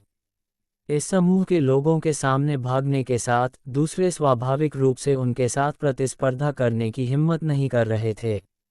भानु के विस्फोटक स्वभाव के साथ अगर उन्होंने उसे गुस्सा दिलाया तो उन्हें सीधे मारा जा सकता था। शियू शियू शियू, तारांकन। हवा से कुछ टूटने की आवाज़ आई क्योंकि एक आकृति के बाद एक आकृति दरार में गायब हो गई। उसी क्षण गोंगाचार्य ने भानु को अर्थपूर्ण ढंग से देखा और थोड़ा मुस्कुराया। उसकी मुस्कान कटाक्ष से भरी थी। यह क्या बकवास है, भानु ने भौहें चढ़ाईं। अस्पष्ट रूप से इस बारे में एक बुरी भावना थी। हालांकि उसने अभी भी इसके बारे में ज़्यादा नहीं सोचा, केवल फ्लोइंग टाइम टेम्पल में प्रवेश करने और स्टार सील्स और अवसरों को छीनने पर ध्यान केंद्रित किया। हालांकि आगे जो हुआ उसने उसे चकित कर दिया। जब उसका शरीर उस दरार से गुजरा जिसे फाड़ दिया गया था, तो एक अदृश्य शक्ति ने सामने से उस पर हमला किया और उसे सीधे दर्जनों फीट दूर धकेल दिया। भानु का चेहरा तेजी से बदल गया क्योंकि उसने जल्दी से अपने शरीर को स्थिर किया और उदास रूप से गोंगाचार्य को घूरने लगा। गोंगाचार्य ने उपहास किया, अपनी उंगली उसकी ओर इंगित की और कहा, बाकी सब प्रवेश कर सकते हैं, लेकिन तुम नहीं। निश्चित रूप से ये तुम ही थे जिसने ये किया। भानु ने ठंडे स्वर में चिढ़कर कहा, यह नहीं समझ पाया कि यह गोंगाचार्य का प्रतिशोध था। जब उसने अभी अभी उसके जीवन को धमकी दी थी तो गोंगाचार्य ने मजबूती से प्रतिक्रिया नहीं की थी, लेकिन अब वह यहाँ उसके लिए इंतजार कर रहा था। ये कहा जा सकता है कि यह सबसे अच्छा अवसर और सबसे अच्छा तरीका था। इसके बारे में सोचते हुए हर कोई फ्लोइंग टाइम टेम्पल में प्रवेश कर चुका था, लेकिन भानु को उसकी पिछली धमकी के कारण बाहर रोक दिया गया था। वह परेशान क्यों नहीं होगा? इस आदमी का दिल पूरी तरह से काला है। अर्जुन ने गोंगाचार्य को देखा, जो खुशी से मुस्कुरा रहा था, और गुप्त रूप से चौंक गया। अभी अभी उसने भी सोचा था कि गोंगाचार्य भानु से डर गया था। यही कारण था कि उसने अवरोध को तोड़ने की कोशिश की थी, लेकिन कौन जानता था कि वह वास्तव में ऐसी घृणित चाल चलेगा।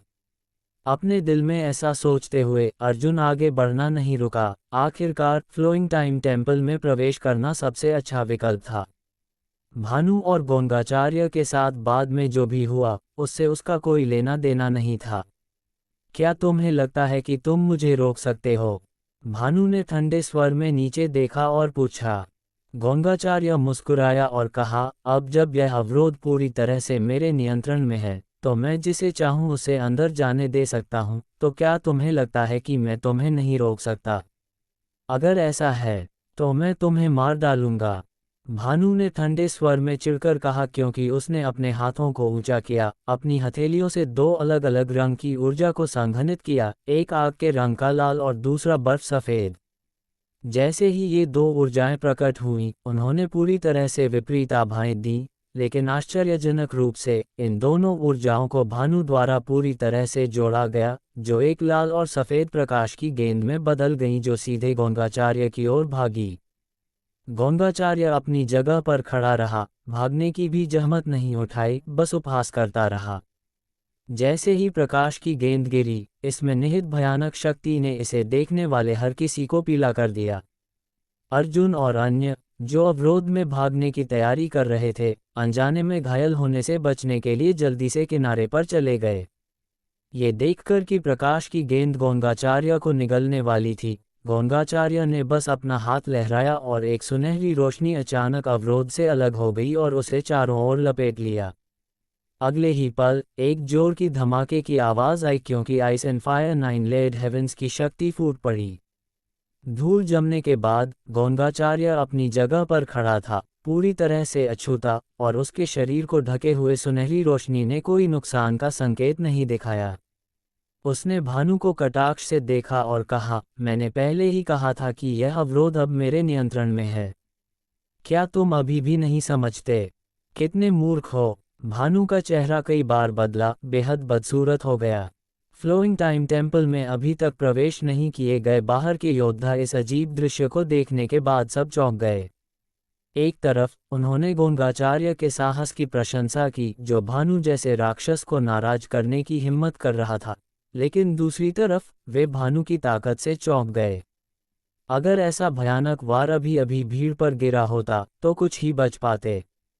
दो शक्तिशाली के बीच का टकराव निश्चित रूप से खाई में मछली के लिए आपदा लाएगा, इसलिए जब सब ठीक हो गए, तो उन्होंने अपने मूवमेंट स्किल्स का इस्तेमाल किया और दरार से फ्लोइंग टाइम टेम्पल की ओर भागे। अगर मैं अंदर नहीं जा सकता, तो तुम में से कोई भी नहीं जा सकता।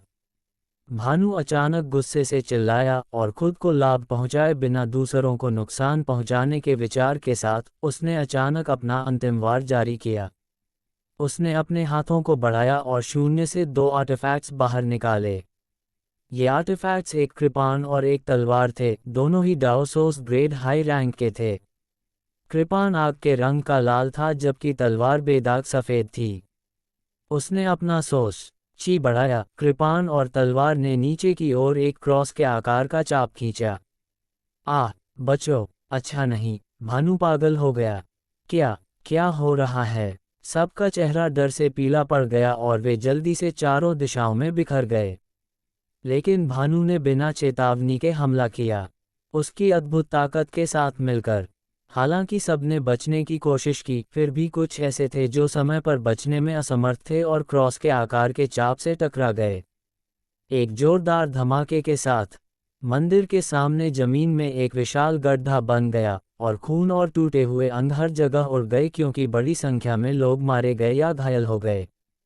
5 या 6 लोग सीधे मारे गए और 10 से अधिक घायल हो गए। अर्जुन जल्दी से बच गया और अछूता था। प्रोटेक्टर व्योम और सत्यकेतु दूसरी ओर थोड़े घायल हो गए थे। इस क्षण उनके चेहरों पर डर गायब हो गया था और उसकी जगह दहशत ने ले ली थी।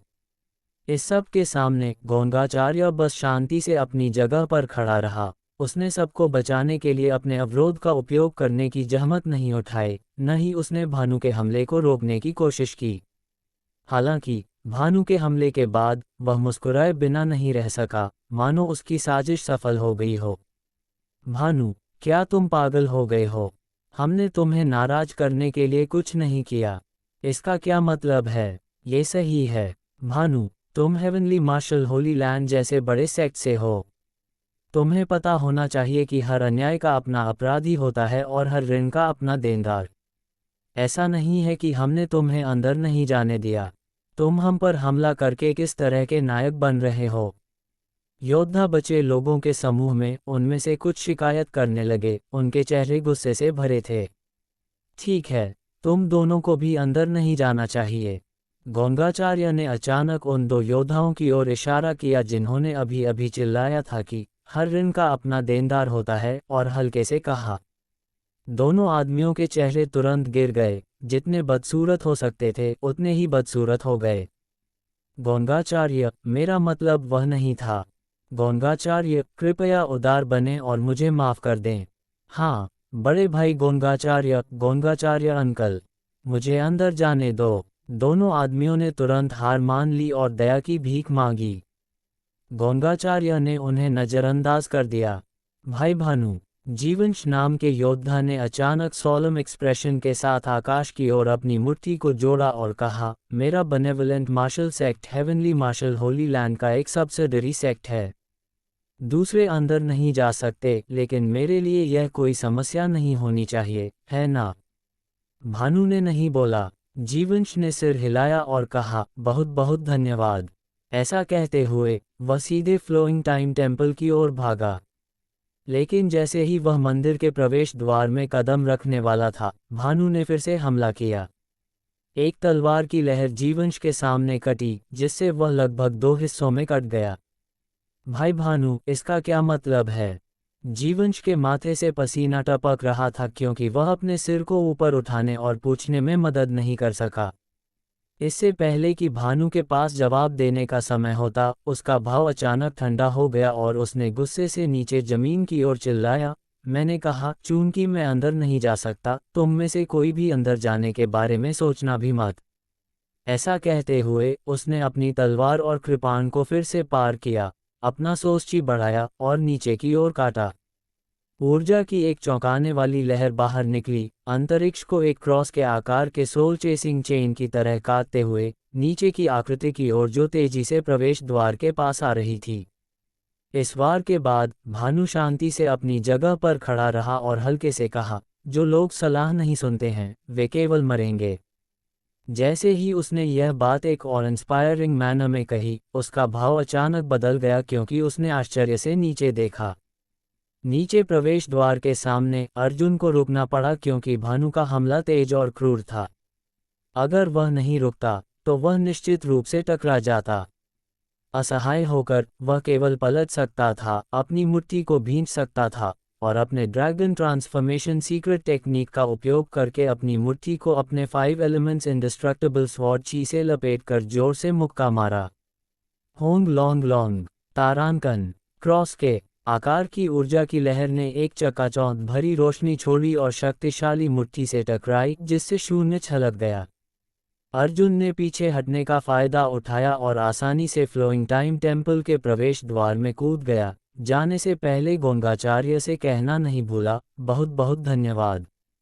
गोंगाचार्य ने उस जगह को घूरा जहां अर्जुन गायब हो गया था। उसके चेहरे पर एक अजीब नज़र थी और वह खुद से बुदबुदाया, यह आदमी, इसमें कुछ गड़बड़ है। उसने स्पष्ट रूप से महसूस किया कि अर्जुन की खेती केवल फर्स्ट ऑर्डर डाउसोस रेल्म पर थी, लेकिन वह भानु के वार को अपनी नाक के नीचे लेने और अछूता बाहर निकलने में सक्षम था। यह कोई ऐसी चीज नहीं थी जिसे एक साधारण योद्धा पूरा कर सके। भानु स्पष्ट रूप से स्तब्ध था। जिस क्षण अर्जुन पलटा, भानु ने इस व्यक्ति को उस व्यक्ति के रूप में पहचाना जिसने रोम्बस शेप्ड स्टार सील प्राप्त किया था। उस समय उसने भानु और सूर्यांश के घातक वार को हल करने के लिए एक अजीब सीक्रेट टेक्निक का उपयोग किया था। वह सीक्रेट टेक्निक बेहद रहस्यमय और अप्रत्याशित थी, इसलिए भानु यह नहीं देख सका कि यह किस तरह की सीक्रेट टेक्निक थी।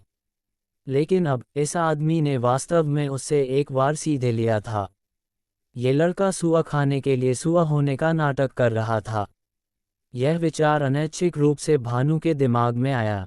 जब वह विचार में खोया हुआ था तो नीचे योद्धा पहले ही बेहद तेज गति से प्रवेश द्वार की ओर भाग चुके थे, पलक झपकते ही गायब हो गए।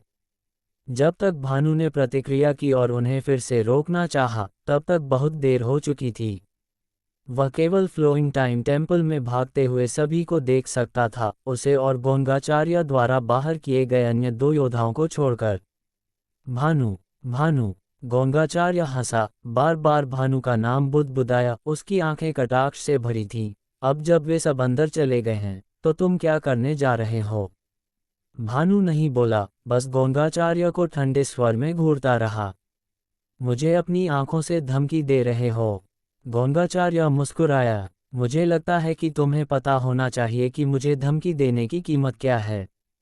युवाओं का गर्म खून होना कोई गलत बात नहीं है, लेकिन बहुत अहंकारी होना। उसने एक अनुभवी व्यक्ति के लहजे में बात की, लेकिन इससे पहले कि वह खत्म कर पाता, भानु मुड़ गया और कुछ कदमों में दृष्टि से गायब हो गया। उसने मुझे दिखाने का मौका बिल्कुल नहीं दिया। कितना निर्णायक है। वह इतने बड़े अवसर को छोड़ने के लिए तैयार था, लेकिन फिर से रुकने का कोई मतलब नहीं है। गोंगाचार्य ने खुद का उपहास करते हुए हंसा। फिर वह भी पलट गया और फ्लोइंग टाइम टेम्पल की ओर चला गया। जैसा उसने कहा, भानु के लिए यहाँ रहना जारी रखने का कोई मतलब नहीं था। गोंगाचार्य उसे किसी भी कीमत पर अंदर नहीं जाने देगा, इसलिए भानु गोंगाचार्य को बदला लेते हुए और खुद को अपमानित होते हुए नहीं देखना चाहता था। बेहतर था कि वह बस चला जाए। जाओ और अपना अवसर ढूंढो। बेशक ये दुश्मनी पहले ही बन चुकी थी, इसलिए अगर दोनों फिर से मिले तो भानु शायद गोंगाचार्य को माफ नहीं करेगा।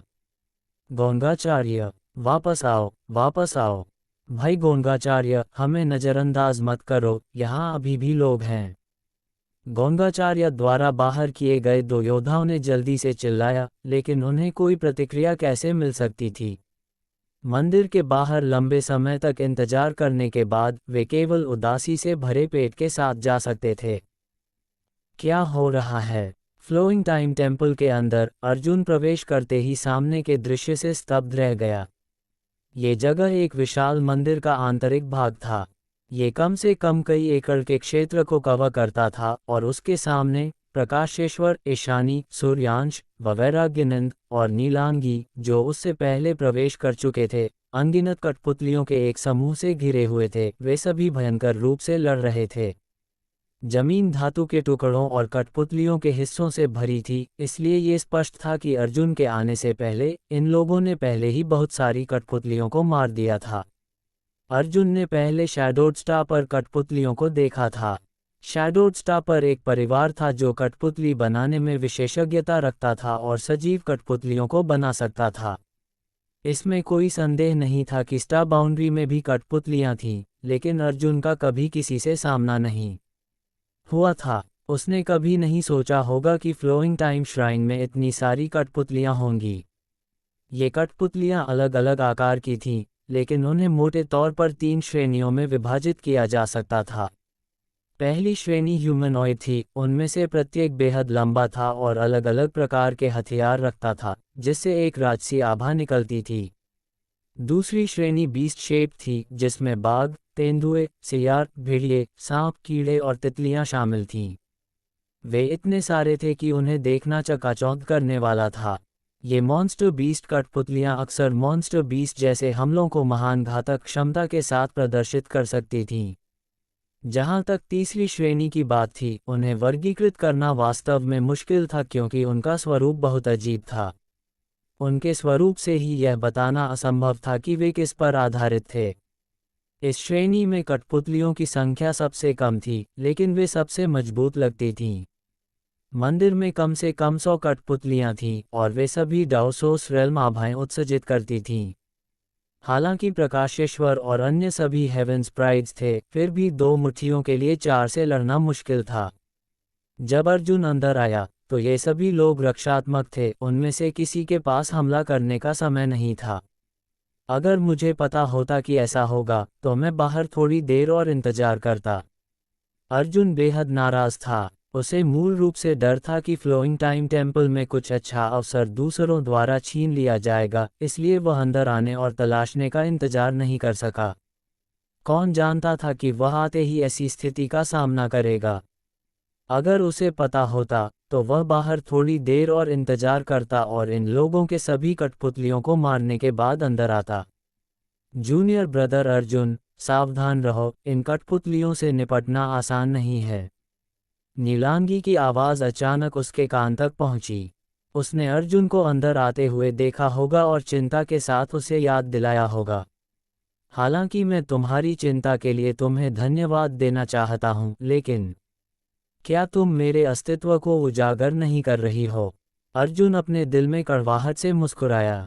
निश्चित रूप से। जैसे ही नीलांगी के शब्द गिरे, उसके सबसे करीब की एक कठपुतली अचानक पलट गई और अर्जुन को अजीब लाल आंखों की एक जोड़ी से घूरने लगी।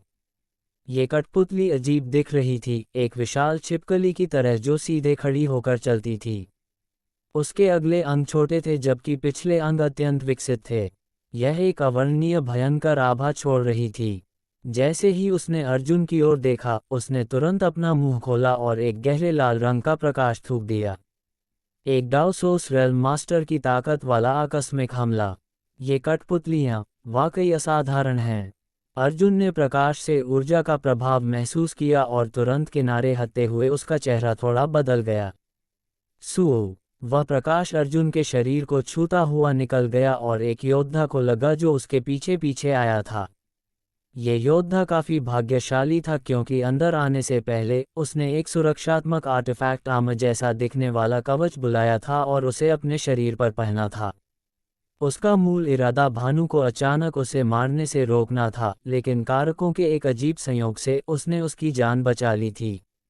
होंग। एक जोरदार धमाके के साथ वह योद्धा कुछ कदम पीछे हटने पर मजबूर हो गया, क्योंकि उसके आर्टिफैक्ट आर्मर से प्रकाश तेजी से चमक रहा था, जिससे वह सदमे में चिल्लाया, यह क्या बकवास है।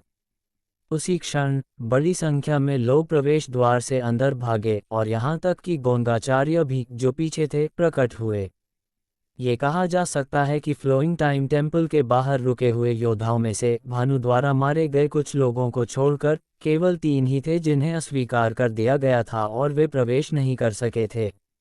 जैसे ही जीवित प्राणियों की आभाएं बढ़ीं, जो कठपुतलियां प्रकाशेश्वर और अन्य लोगों को घेरे हुए थीं, वे भी तितर बितर हो गईं, जिससे प्रकाशेश्वर और अन्य पर दबाव बहुत कम हो गया। उनका पेट गुस्से से भरा हुआ था।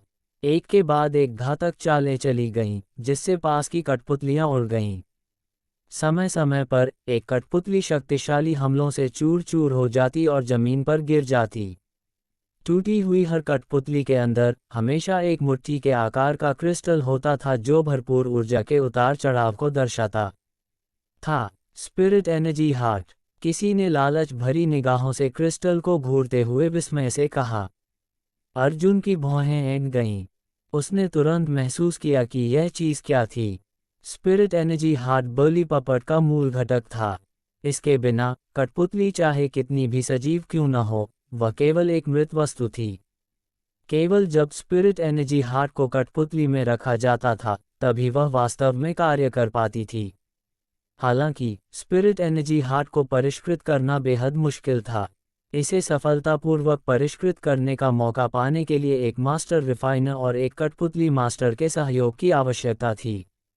इसलिए इसकी कीमत हमेशा ऊंची रही है, खासकर उच्च श्रेणी का स्पिरिट एनर्जी हार्ट। ये कुछ ऐसा था जिसे केवल खोजा जा सकता था लेकिन मांगा नहीं जा सकता था। हॉल में 100 से अधिक कठपुतलियां थीं, जिनमें से प्रत्येक कम से कम डाउसोस ग्रेड की थी। दूसरे शब्दों में, यहाँ 100 से अधिक स्पिरिट एनर्जी हार्ट थे। अगर वह इन सभी स्पिरिट एनर्जी हार्ट को बाहर ला सकता था और उन्हें खोलों में परिष्कृत करने के लिए एक कठपुतली मास्टर को ढूंढ सकता था, तो वह डाउसोस रेल्म स्तर की कठपुतलियों की एक सेना बनाने में सक्षम होता। प्रकाशेश्वर, अग्रेश और वैराग्यनंद जैसी शीर्ष ताकतों से आने वाले योद्धाओं को शायद इन स्पिरिट एनर्जी हार्ट के मूल्य की बहुत अधिक परवाह नहीं होगी। हालांकि जो योद्धा एक छोटे से संप्रदाय या परिवार से आए थे, वे अलग थे। इन महान ताकतों के बीच अक्सर डाओ सोर्स रेल मास्टर की खेती करना बेहद मुश्किल होता था, लेकिन एक spirit energy heart Dao source realm master की युद्ध शक्ति के बराबर था। इस कारण ये योद्धा इसके लिए क्यों नहीं लड़ते? भले ही उनका अपना संप्रदाय कठपुतली का खोल परिष्कृत नहीं कर सकता था, एक स्पिरिट एनर्जी हार्ट को बहुत सारे सोर्स क्रिस्टल्स के लिए बेचा जा सकता था। इसलिए शुरुआती घबराहट के बाद जो योद्धा अंदर भागे थे वे सभी खूंखार हो गए। उन्होंने अपनी कलाकृतियों को बुलाया और कठपुतलियों पर हमला करने के लिए अपनी घातक चालों का इस्तेमाल किया। भले ही कठपुतलियों की संख्या बहुत अधिक थी, उनकी ताकत भी बुरी नहीं थी, लेकिन कठपुतलियां उन्हें नियंत्रित किए बिना अपनी पूरी ताकत नहीं दिखा सकती थीं, इसलिए उन्हें जल्दी से पीछे हटने के लिए मजबूर किया गया। अंदर भागे हुए योद्धाओं ने कठपुतलियों की बिल्कुल भी परवाह नहीं की, या तो 3 या 5 के समूहों में उन पर हमला किया या आत्मविश्वास से उन्हें एक पर एक चुनौती दी। लगभग हर पल एक कठपुतली नष्ट हो जाती थी, लेकिन योद्धाओं को जो कीमत चुकानी पड़ती थी वह बेहद कम थी। उनमें से केवल कुछ ही गंभीर रूप से घायल हुए थे और उनमें से एक भी नहीं मरा था। अर्जुन ने भी मौके का फायदा उठाकर कुछ कठपुतलियों को मार डाला और कुछ स्पिरिट एनर्जी हार्ट की फसल ली, जिसे उसने अपने स्पेस रिंग में फेंक दिया।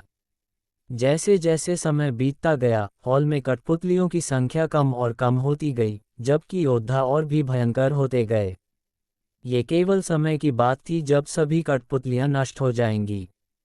इस क्षण भीड़ में कहीं से अचानक एक चमकदार रोशनी फूट पड़ी। हर कोई थोड़ा हैरान था और सभी ने इसे ध्यान से देखा। हवा के बीच में एक पंचकोणीय प्रकाश कुछ बार घूमा, फिर बिजली की गति से प्रकाश की एक धारा में बदल गया और एक पुरुष योद्धा के हाथ में छेद कर गया। योद्धा को समझ नहीं आया कि क्या हो रहा है। उसे केवल अपनी बाह में जलती हुई पीड़ा महसूस हुई, जिससे वह सदमे में चिल्लाया, पंचकोणीय स्टासील। ईशानी की खूबसूरत आंखें चमक उठीं और वह चिल्लाए, इन कठपुतलियों के पास वास्तव में स्टासील है। प्रकाशेश्वर के चेहरे पर एक जटिल भाव था। उसने अपना सिर घुमाया और अपने चारों ओर की कठपुतलियों को देखा, ये देखने की कोशिश की कि क्या कोई अन्य स्टासील है। उसने कम से कम 6 या 7 कठपुतलियों को नष्ट कर दिया था, लेकिन ऐसी अच्छी चीज़ उसकी झोली में नहीं गिरी थी। वह अपने दिल में थोड़ा परेशान महसूस किए बिना नहीं रह सका। ओह, यह एक स्टासील है। ईशानी की पुकार सुनने के बाद वह पुरुष योद्धा थोड़ी देर के लिए स्तब्ध रह गया, इससे पहले कि वह तुरंत मुस्कुराया और हंस पड़ा, मुझे वास्तव में एक स्टासील मिला। हा हा हा हा, ऐसा लगता है कि स्वर्ग भी मेरा ध्यान रख रहा है। वह बहुत खुश था और दिल से हंसा। भले ही उसके आसपास के कुछ लोगों को उसकी प्रसिद्धि पसंद नहीं थी, वे केवल उससे ईर्ष्या ही कर सकते थे। हालांकि इस दृश्य के बाद कठपुतलियों को मारने और उनके लिए लड़ने में योद्धा का हित स्पष्ट रूप से बहुत बढ़ गया, और यहाँ तक कि कई लोग एक कठपुतली के लिए लड़ रहे थे। मुख्य हॉल में कहीं एक पुरुष और एक महिला, जो एक ही संप्रदाय के भाई बहन लग रहे थे, एक तेंदुए के आकार की कठपुतली पर घबराए हुए और डरकर हमला कर रहे थे। ये कठपुतली एक वास्तविक चीता से लगभग अलग नहीं दिखती थी। ये बेहद लचीली थी, लेकिन सौभाग्य से इस कठपुतली में करीब से झपटने और काटने के अलावा कोई अन्य क्षमता नहीं लगती थी। इसलिए भले ही इन दोनों लोगों की ताकत बहुत अधिक नहीं थी, लेकिन उनके लिए इसे नीचे ले जाना कोई समस्या नहीं थी। जिस चीज़ ने दोनों को घबरा दिया वह इस चीता कठपुतली की ताकत नहीं थी, बल्कि उसके माथे पर त्रिकोणीय निशान था। निशान असामान्य नहीं था। अगर यह पहले होता तो ये दो लोग शायद इसकी बहुत परवाह नहीं करते, लेकिन अभी अभी के दृश्य का अनुभव करने के बाद वे कैसे अनुमान नहीं लगा सकते थे कि यह क्या था। क्या ये सबसे अधिक संभावना एक स्टासील था? पहले दर्जनों स्टासील फ्लोइंग टाइम टेम्पल में गिर चुके थे। इस मंदिर के हर कोने में छिपे हुए सैकड़ों कठपुतलियों के बीच 3 से 5 स्टासील होना सामान्य था। भाई बहन उच्च जन्म के नहीं थे और उनकी ताकत बहुत मजबूत नहीं थी। उन्हें डर था कि इस चीता कठपुतली को मारने के बाद स्टासील प्राप्त करने की घटना दूसरों द्वारा खोजी जाएगी, इस प्रकार आपदा का बीज बोया जाएगा। उस व्यक्ति को मत देखो जिसने अभी पंचकोणीय स्टासील प्राप्त किया था। वह निश्चित रूप से कई लोगों द्वारा लक्षित किया गया था, और वे बस इंतजार कर रहे थे कि जब वह अकेला हो तो उस पर हमला करें। ऐसा सोचते हुए भाई बहन ने एक दूसरे को देखा और सिर हिलाया जैसे कि उनके बीच एक मौन समझ थी। उन्होंने उसे तुरंत नहीं मारा, बल्कि इसके बजाय लड़े और पीछे हट गए, चीता कठपुतली को अपने सामने मंदिर की गहराई में ले गए।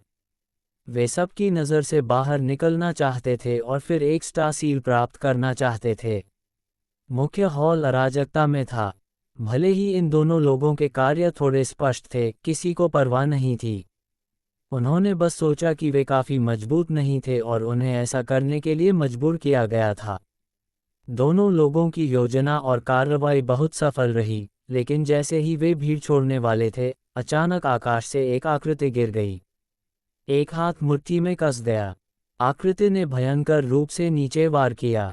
भाई बहन के दिल डूब गए, लेकिन उनके लिए कार्रवाई करने में बहुत देर हो चुकी थी। एक जोरदार धमाका हुआ। चीता कठपुतली सीधे टुकड़ों में चूर चूर हो गई और उसी समय उसके माथे पर त्रिकोणीय स्टार सील बाहर उड़ गया, प्रकाश के साथ खिलता हुआ जब वह आकाश से गिरने वाली आकृति की ओर उड़ गया। बस एक त्रिकोणीय स्टार सील। आकृति ने अपने हाथ के पीछे देखा और बहुत असंतुष्ट लग रही थी, इससे पहले कि वह अन्य कठपुतलियों पर हमला करने के लिए मुड़ गई। ये देखकर भाई बहन में से महिला ने अपने लाल होठों को काट लिया और कुछ कहने के लिए अपना मुंह खोला। हालांकि पुरुष का रंग बदल गया। महिला के कपड़ों को खींचते हुए उसने धीरे से अपना सिर हिलाया और फुसफुसाया, इस व्यक्ति को सूर्यांश कहा जाता है। हम उसे भड़का नहीं सकते। लेकिन वह स्टार सील। महिला के चेहरे पर एक अनिच्छुक भाव था। पुरुष कड़वाहट से मुस्कुराया, बस दिखावा करो कि तुमने ध्यान नहीं दिया। वह स्पष्ट रूप से हमारा है, महिला ने गुस्से में कहा। अगर उन्हें पता होता कि सूर्यांश अचानक प्रकट होगा, तो उन्होंने चीता कठपुतली से पहले ही निपट लिया होता, जिससे किसी और के लिए शादी का जोड़ा बनाने की परेशानी बच जाती। पुरुष ने महिला को फिर से सांत्वना दी और तभी उसने सूर्यांश के साथ परेशानी की तलाश करना बंद कर दिया।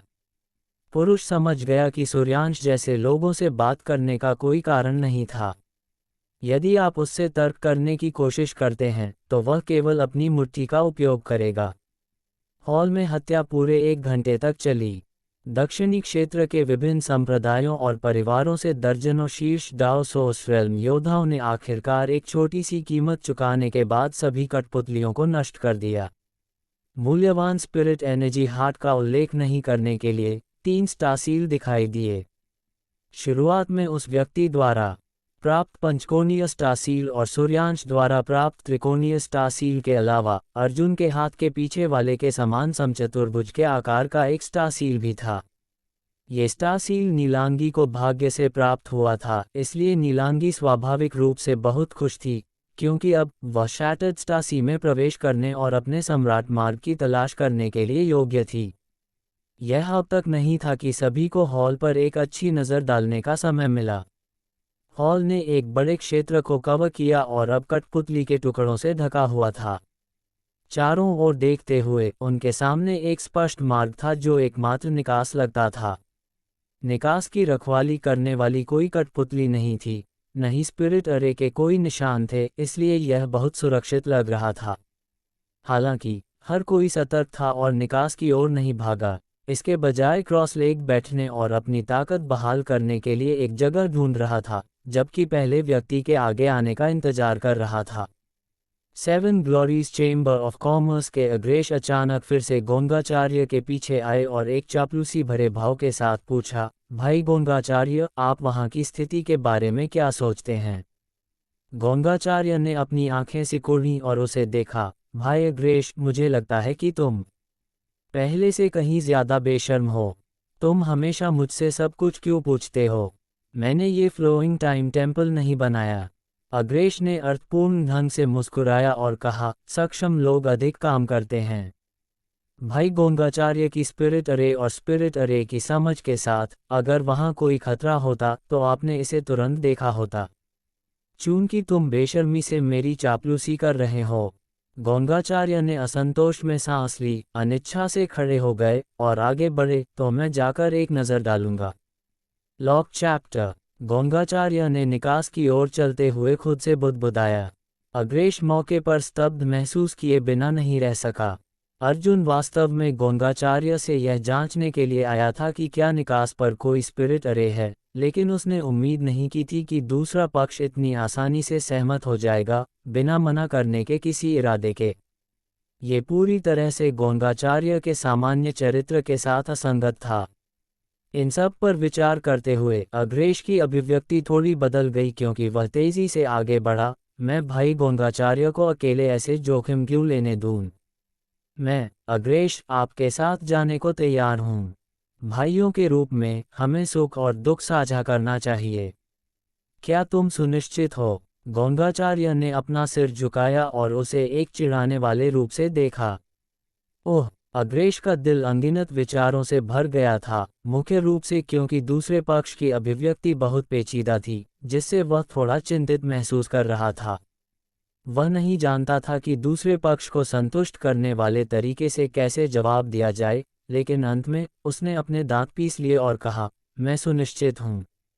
अच्छा, गोंगाचार्य ने अपने कंधों को सिकोड़ा और आगे चलना जारी रखा, बस मेरे पीछे कसकर चलो।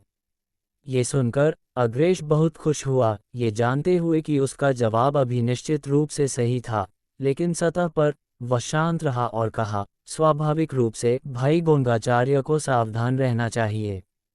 जैसे ही दोनों ने बात की, वे हर किसी की आंखों के सामने एकमात्र निकास पर पहुंचे। इस समय मुख्य हॉल में ध्यान कर रहा योद्धा भी गोंगाचार्य की गतिविधियों पर पूरा ध्यान दे रहा था, डर रहा था कि वे कुछ याद करेंगे। गोंगाचार्य की स्पिरिट अरे तोड़ने की क्षमता को सभी ने पहले देखा था। अगर प्रवेश द्वार पर एक छिपा हुआ स्पिरिट अरे था, गोंगाचार्य निश्चित रूप से इसे देखने में सक्षम होंगे। एक समय के लिए हर किसी ने अपनी सांस रोक ली, परिणाम प्रकट होने का इंतजार कर रहा था। गोंगाचार्य प्रवेश द्वार के सामने खड़े हुए और ध्यान से इसका अवलोकन किया। उनकी अभिव्यक्ति लगातार बदल रही थी, जिससे उनके चारों ओर हर कोई किनारे पर था। एक लंबे समय के बाद उन्होंने इत्मीनान से कहा, निश्चित रूप से कोई गलती नहीं है। ये प्रवेश द्वार सिर्फ एक सामान्य है, कोई खतरा नहीं है। ऐसा कहते हुए वह सीधे प्रवेश द्वार की ओर चला गया। अग्रेश तेजी से पीछे हो लिया। दोनों आंखों के एक पलक झपकते ही प्रवेश द्वार से गायब हो गए।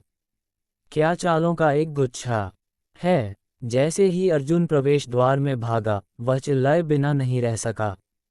ऐसा इसलिए था क्योंकि उसके सामने की दुनिया अचानक मुड़ गई और बदल गई, एक खाली घास के मैदान में बदल गई।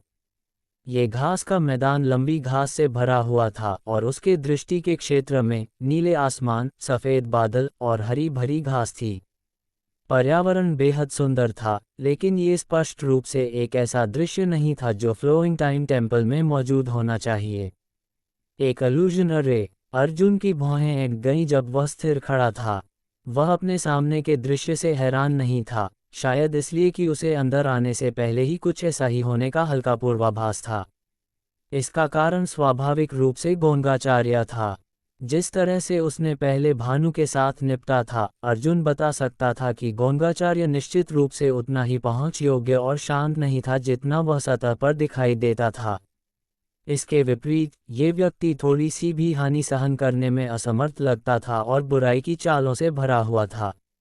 भानु ने उसे केवल कुछ शब्दों से धमकी दी थी, फिर भी उसने भानु को फ्लोइंग टाइम टेम्पल के बाहर रुकने के लिए मजबूर कर दिया था, जिससे वह असहाय रूप से देखता रहा कि हर कोई मंदिर में प्रवेश कर गया। इससे ये देखा जा सकता था कि यह व्यक्ति एक प्रतिशोध लेने वाला व्यक्ति था। अग्रेश ने उससे एकमात्र निकास की जांच करने के लिए कहा और गोंगाचार्य आसानी से सहमत हो गया, लेकिन अर्जुन को लगा कि कुछ गड़बड़ है। गोंगाचार्य उस तरह का व्यक्ति नहीं लगता था जो बलिदान देगा। उसका व्यक्तित्व एक महान और निस्वार्थ चरित्र की कमी के लिए नियत था। बेशक यह मानवीय स्वभाव था। निश्चित रूप से ये प्रवेश द्वार वैसा नहीं था जैसा गोंगाचार्य ने कहा था, बल्कि सभी के लिए एक सुखद आश्चर्य था जो उसके बाद आए थे। अर्जुन को बस इतना नहीं पता था कि यह इल्यूजन अरे गोंगाचार्य द्वारा खुद व्यवस्थित किया गया था या ये फ्लोइंग टाइम टेम्पल में ही मौजूद था। अगर यह पूर्व था तो इससे निपटना आसान होगा। इतने कम समय में, भले ही गोंगाचार्य एक स्पिरिट अरे ग्रैंड मास्टर था, उसके लिए इतनी गहरी इल्यूजन अरे व्यवस्थित करना असंभव था। शायद उसने अपने बाद आने वालों की गति को बाधित करने के लिए बस एक अरे प्लेट को बुलाया था। अगर ऐसा था, तो उनके सामने की इल्यूजन अरे को जल्दी से तोड़ा जा सकता था। आखिरकार, गोंगाचार्य की ताकत स्पष्ट थी। लेकिन अगर यह कुछ ऐसा था जो फ्लोइंग टाइम टेम्पल में ही मौजूद था, तो ये थोड़ा भयावह होगा, क्योंकि गोंगाचार्य ने भी पहले कुछ भी गलत नहीं देखा था और एक आत्मविश्वास से भरे लुक के साथ अंदर भागा था। यह इल्यूजन अरे इतना उत्कृष्ट था कि गोंगाचार्य जैसा कोई व्यक्ति भी धोखा खा गया था, तो दूसरे इसे कैसे तोड़ सकते थे? शायद वे अपने बाकी के जीवन के लिए यहाँ फंसे रहेंगे। ऐसा सोचते हुए अर्जुन ने एक गहरी सांस ली, अपने दिल में तनाव को शांत किया और खुद को सांत्वना दी। मुझे उम्मीद है कि यह गोंगाचार्य का काम था। बोलते समय अर्जुन ने धीरे धीरे अपनी आंखें बंद कर लीं, लेकिन जब उसने बोलना समाप्त किया तो उसने अचानक उन्हें फिर से खोल दिया। उसकी बाईं पुतली में एक ऊर्ध्वाधर सुनहरा प्रकाश दिखाई दिया था, जो एक गरिमापूर्ण और गंभीर आभा दे रहा था, जैसे कि यह शून्य के माध्यम से छेद कर सकता है और सभी भ्रमों को देख सकता है। अर्जुन ने धीरे धीरे अपना सिर घुमाया और चारों ओर देखा। थोड़ी देर बाद वह राहत की सांस लिए बिना नहीं रह सका। इस बिंदु पर उसने निर्धारित किया था कि यह इल्यूजन अरे फ्लोइंग टाइम टेम्पल में ही मौजूद नहीं था, बल्कि कुछ ऐसा था जिसे गोंगाचार्य ने मौके पर व्यवस्थित किया था, क्योंकि यह उसकी डेमन आई ऑफ एनाइलेशन के अधीन था। अर्जुन ने जल्दी से इस इल्यूजन अरे की कमजोरी को ढूंढ लिया था। उसने विकृत और भ्रामक दृश्य को भी देखा था। इसके बारे में सोचने के बाद अर्जुन ने हिंसक रूप से अरे को तोड़ने की कोशिश नहीं की, बल्कि इसके बजाय कमजोर बिंदु के साथ बाहर चला गया। उसी समय एक लगभग समान भ्रम में ईशानी अपने हाथ में एक रात के मोती जैसा दिखने वाला कुछ पकड़े हुए थी। रात का मोती एक नर्म प्रकाश उत्सर्जित कर रहा था, उसके चारों ओर के भ्रामक दृश्य को दूर कर रहा था और उसके सामने एक स्पष्ट प्रकाश उत्सर्जित कर रहा था, जो उसे आगे बढ़ने के रास्ते पर मार्गदर्शन कर रहा था। प्रकाशेश्वर उसके पीछे कसकर चल रहा था और ठंडे ढंग से सांस ली। ये सिर्फ एक तुच्छ इल्यूजन अरे है, मुझे इसे सीधे तोड़ने दो। इतनी परेशानी क्यों, राजकुमारी? ईशानी ने अपने होठों को दबाया और मुस्कुराई। एक व्यक्ति के रूप में किसी को दूसरों की इच्छाओं को पूरा करना चाहिए। गोंगाचार्य ने दूसरों की गति में देरी करने के लिए इस इल्यूजन अरे को व्यवस्थित करने के लिए एक अरे प्लेट का उपयोग करने में संकोच नहीं किया। अगर हम इस अरे को तोड़ते हैं, तो क्या वे सभी लोग बाहर नहीं आ जाएंगे? मैं ऐसा कुछ नहीं करना चाहती, वे मुझे कोई लाभ नहीं देंगे। राजकुमारी, तुम? प्रकाशेश्वर ने आश्चर्य से ईशानी की पीठ को घूर दिया। उसने उम्मीद नहीं की थी कि बस कुछ ही दिनों में राजकुमारी, जो हमेशा शुद्ध और दयालु रही थी, महान हजार संसारों से दूषित हो जाएगी। एक पल के लिए प्रकाशेश्वर को अपने दिल में एक तेज दर्द महसूस हुआ। दूसरी तरफ वैराग्यानंद और नीलांगी दोनों की आंखें बंद थीं। वे अंधे लोगों की तरह इस इल्यूजन अरे में चारों ओर टटोल रहे थे। वे लापरवाही से चल रहे लग रहे थे, लेकिन वास्तव में वे धीरे धीरे बाहर निकल रहे थे, जिससे ये बताना असंभव हो गया कि वे इसे कैसे कर रहे थे। एक इल्यूजन अरे, हास्यास्पद, पूर्ण ताकत के चेहरे पर सब कुछ कचरा है।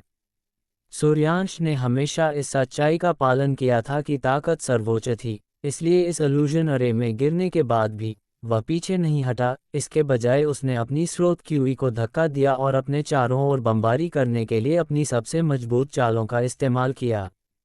हालांकि ये हमले, जो एक डाउसोस रेल्म योद्धा को कुचलने के लिए पर्याप्त थे, जब उन्होंने आसपास के क्षेत्र को मारा तो एक लहर भी पैदा नहीं हुई, जैसे समुद्र में डूबने वाले पत्थर। भले ही यह इल्यूजन अरे गोंगाचार्य द्वारा कम समय में एक अरे प्लेट का उपयोग करके जल्दबाजी में व्यवस्थित किया गया था, इसे आसानी से क्रूर बल से कैसे तोड़ा जा सकता था? गोंग फैमिली स्पिरिट अरे का एक मास्टर था, इसलिए इससे पहले कि गोंगाचार्य ने इस इल्यूजन अरे को व्यवस्थित किया, उसने पहले ही सूर्यांश और अन्य की युद्ध शक्ति को ध्यान में रखा था, ये सुनिश्चित करते हुए कि भले ही उन्होंने इसे क्रूर बल से तोड़ने की कोशिश की, ये कम समय में पूरा नहीं होगा। इन शीर्ष मास्टरों की प्रतिक्रियाएं मूल रूप से एक इल्यूजन अरे में गिरने के बाद अन्य डाओसोस रेल्म योद्धाओं की प्रतिक्रियाओं के समान थीं। जो लोग स्पिरिट अरे को समझते थे वे अरे को खोजने और इसे क्रैक करने की कोशिश करेंगे। जो लोग स्पिरिट अरे को नहीं समझते थे उन्हें स्वाभाविक रूप से क्रूर बल का सहारा लेना पड़ता था। अर्जुन और ईशानी दूसरी ओर एक विशेष शक्ति की मदद से स्पिरिट अरे के कमजोर बिंदुओं को आसानी से ढूंढ सकते थे। स्वाभाविक रूप से वे आसानी से इस इल्यूजन अरे से बाहर निकल सकते थे। एक कप चाय के लायक समय से भी कम समय बिताने के बाद अर्जुन पहले ही इल्यूजन अरे के बाहर पहुंच चुका था और उसके सामने दृष्टि का क्षेत्र फिर से विकृत हो गया। नीला आसमान और सफ़ेद बादल अचानक गायब हो गए और एक अंधेरे और गहरे मार्ग से बदल दिए गए। अर्जुन ने तुरंत अपनी डेमन आई ऑफ एनाइलेशन को वापस ले लिया और अपने पैर के एक नल के साथ मार्ग के नीचे भाग गया। आगे देखते हुए अर्जुन भौहें सिकुड़े बिना नहीं रह सका, इतनी सारी शाखाएं क्यों हैं? उसके सामने आगे के मार्ग में कम से कम 1 दर्जन शाखाएं थीं, जिनमें से प्रत्येक को वह ये नहीं देख सकता था कि अंदर क्या था। इन शाखाओं में से प्रत्येक ने उसे एक डरावनी भावना दी, जैसे कि वे सभी एक ही नो रिटर्न रोड की ओर ले जा रहे थे। Lock chapter. इतनी सारी शाखाओं के साथ ये स्पष्ट था कि कुछ सुरक्षित थे और कुछ खतरनाक थे, लेकिन अर्जुन को थोड़ी देर के लिए कौन सा चुनना है यह नहीं पता था, इसलिए वह केवल अपने दांत पीस सकता था और बेतरतीब ढंग से एक रास्ता चुन सकता था। जैसे ही वह गायब हो गया, ईशानी और प्रकाशेश्वर भी इल्यूजन अरे से बच निकले और अर्जुन की पीठ बस ईशानी के दृष्टि के क्षेत्र में मुद्रित हो गई थी। होह! ईशानी की आंखों में आश्चर्य दिखाई दिया, वह मुझसे तेज था क्या? प्रकाशेश्वर ईशानी के पीछे आया और आगे की स्थिति पर ध्यान नहीं दिया, इसलिए वह पूछे बिना नहीं रह सका। कुछ नहीं। ईशानी ने अपना सिर हिलाया और पीछे देखा। उसने पाया कि वे दोनों पिछले प्रवेश द्वार से केवल 10 कदम दूर थे।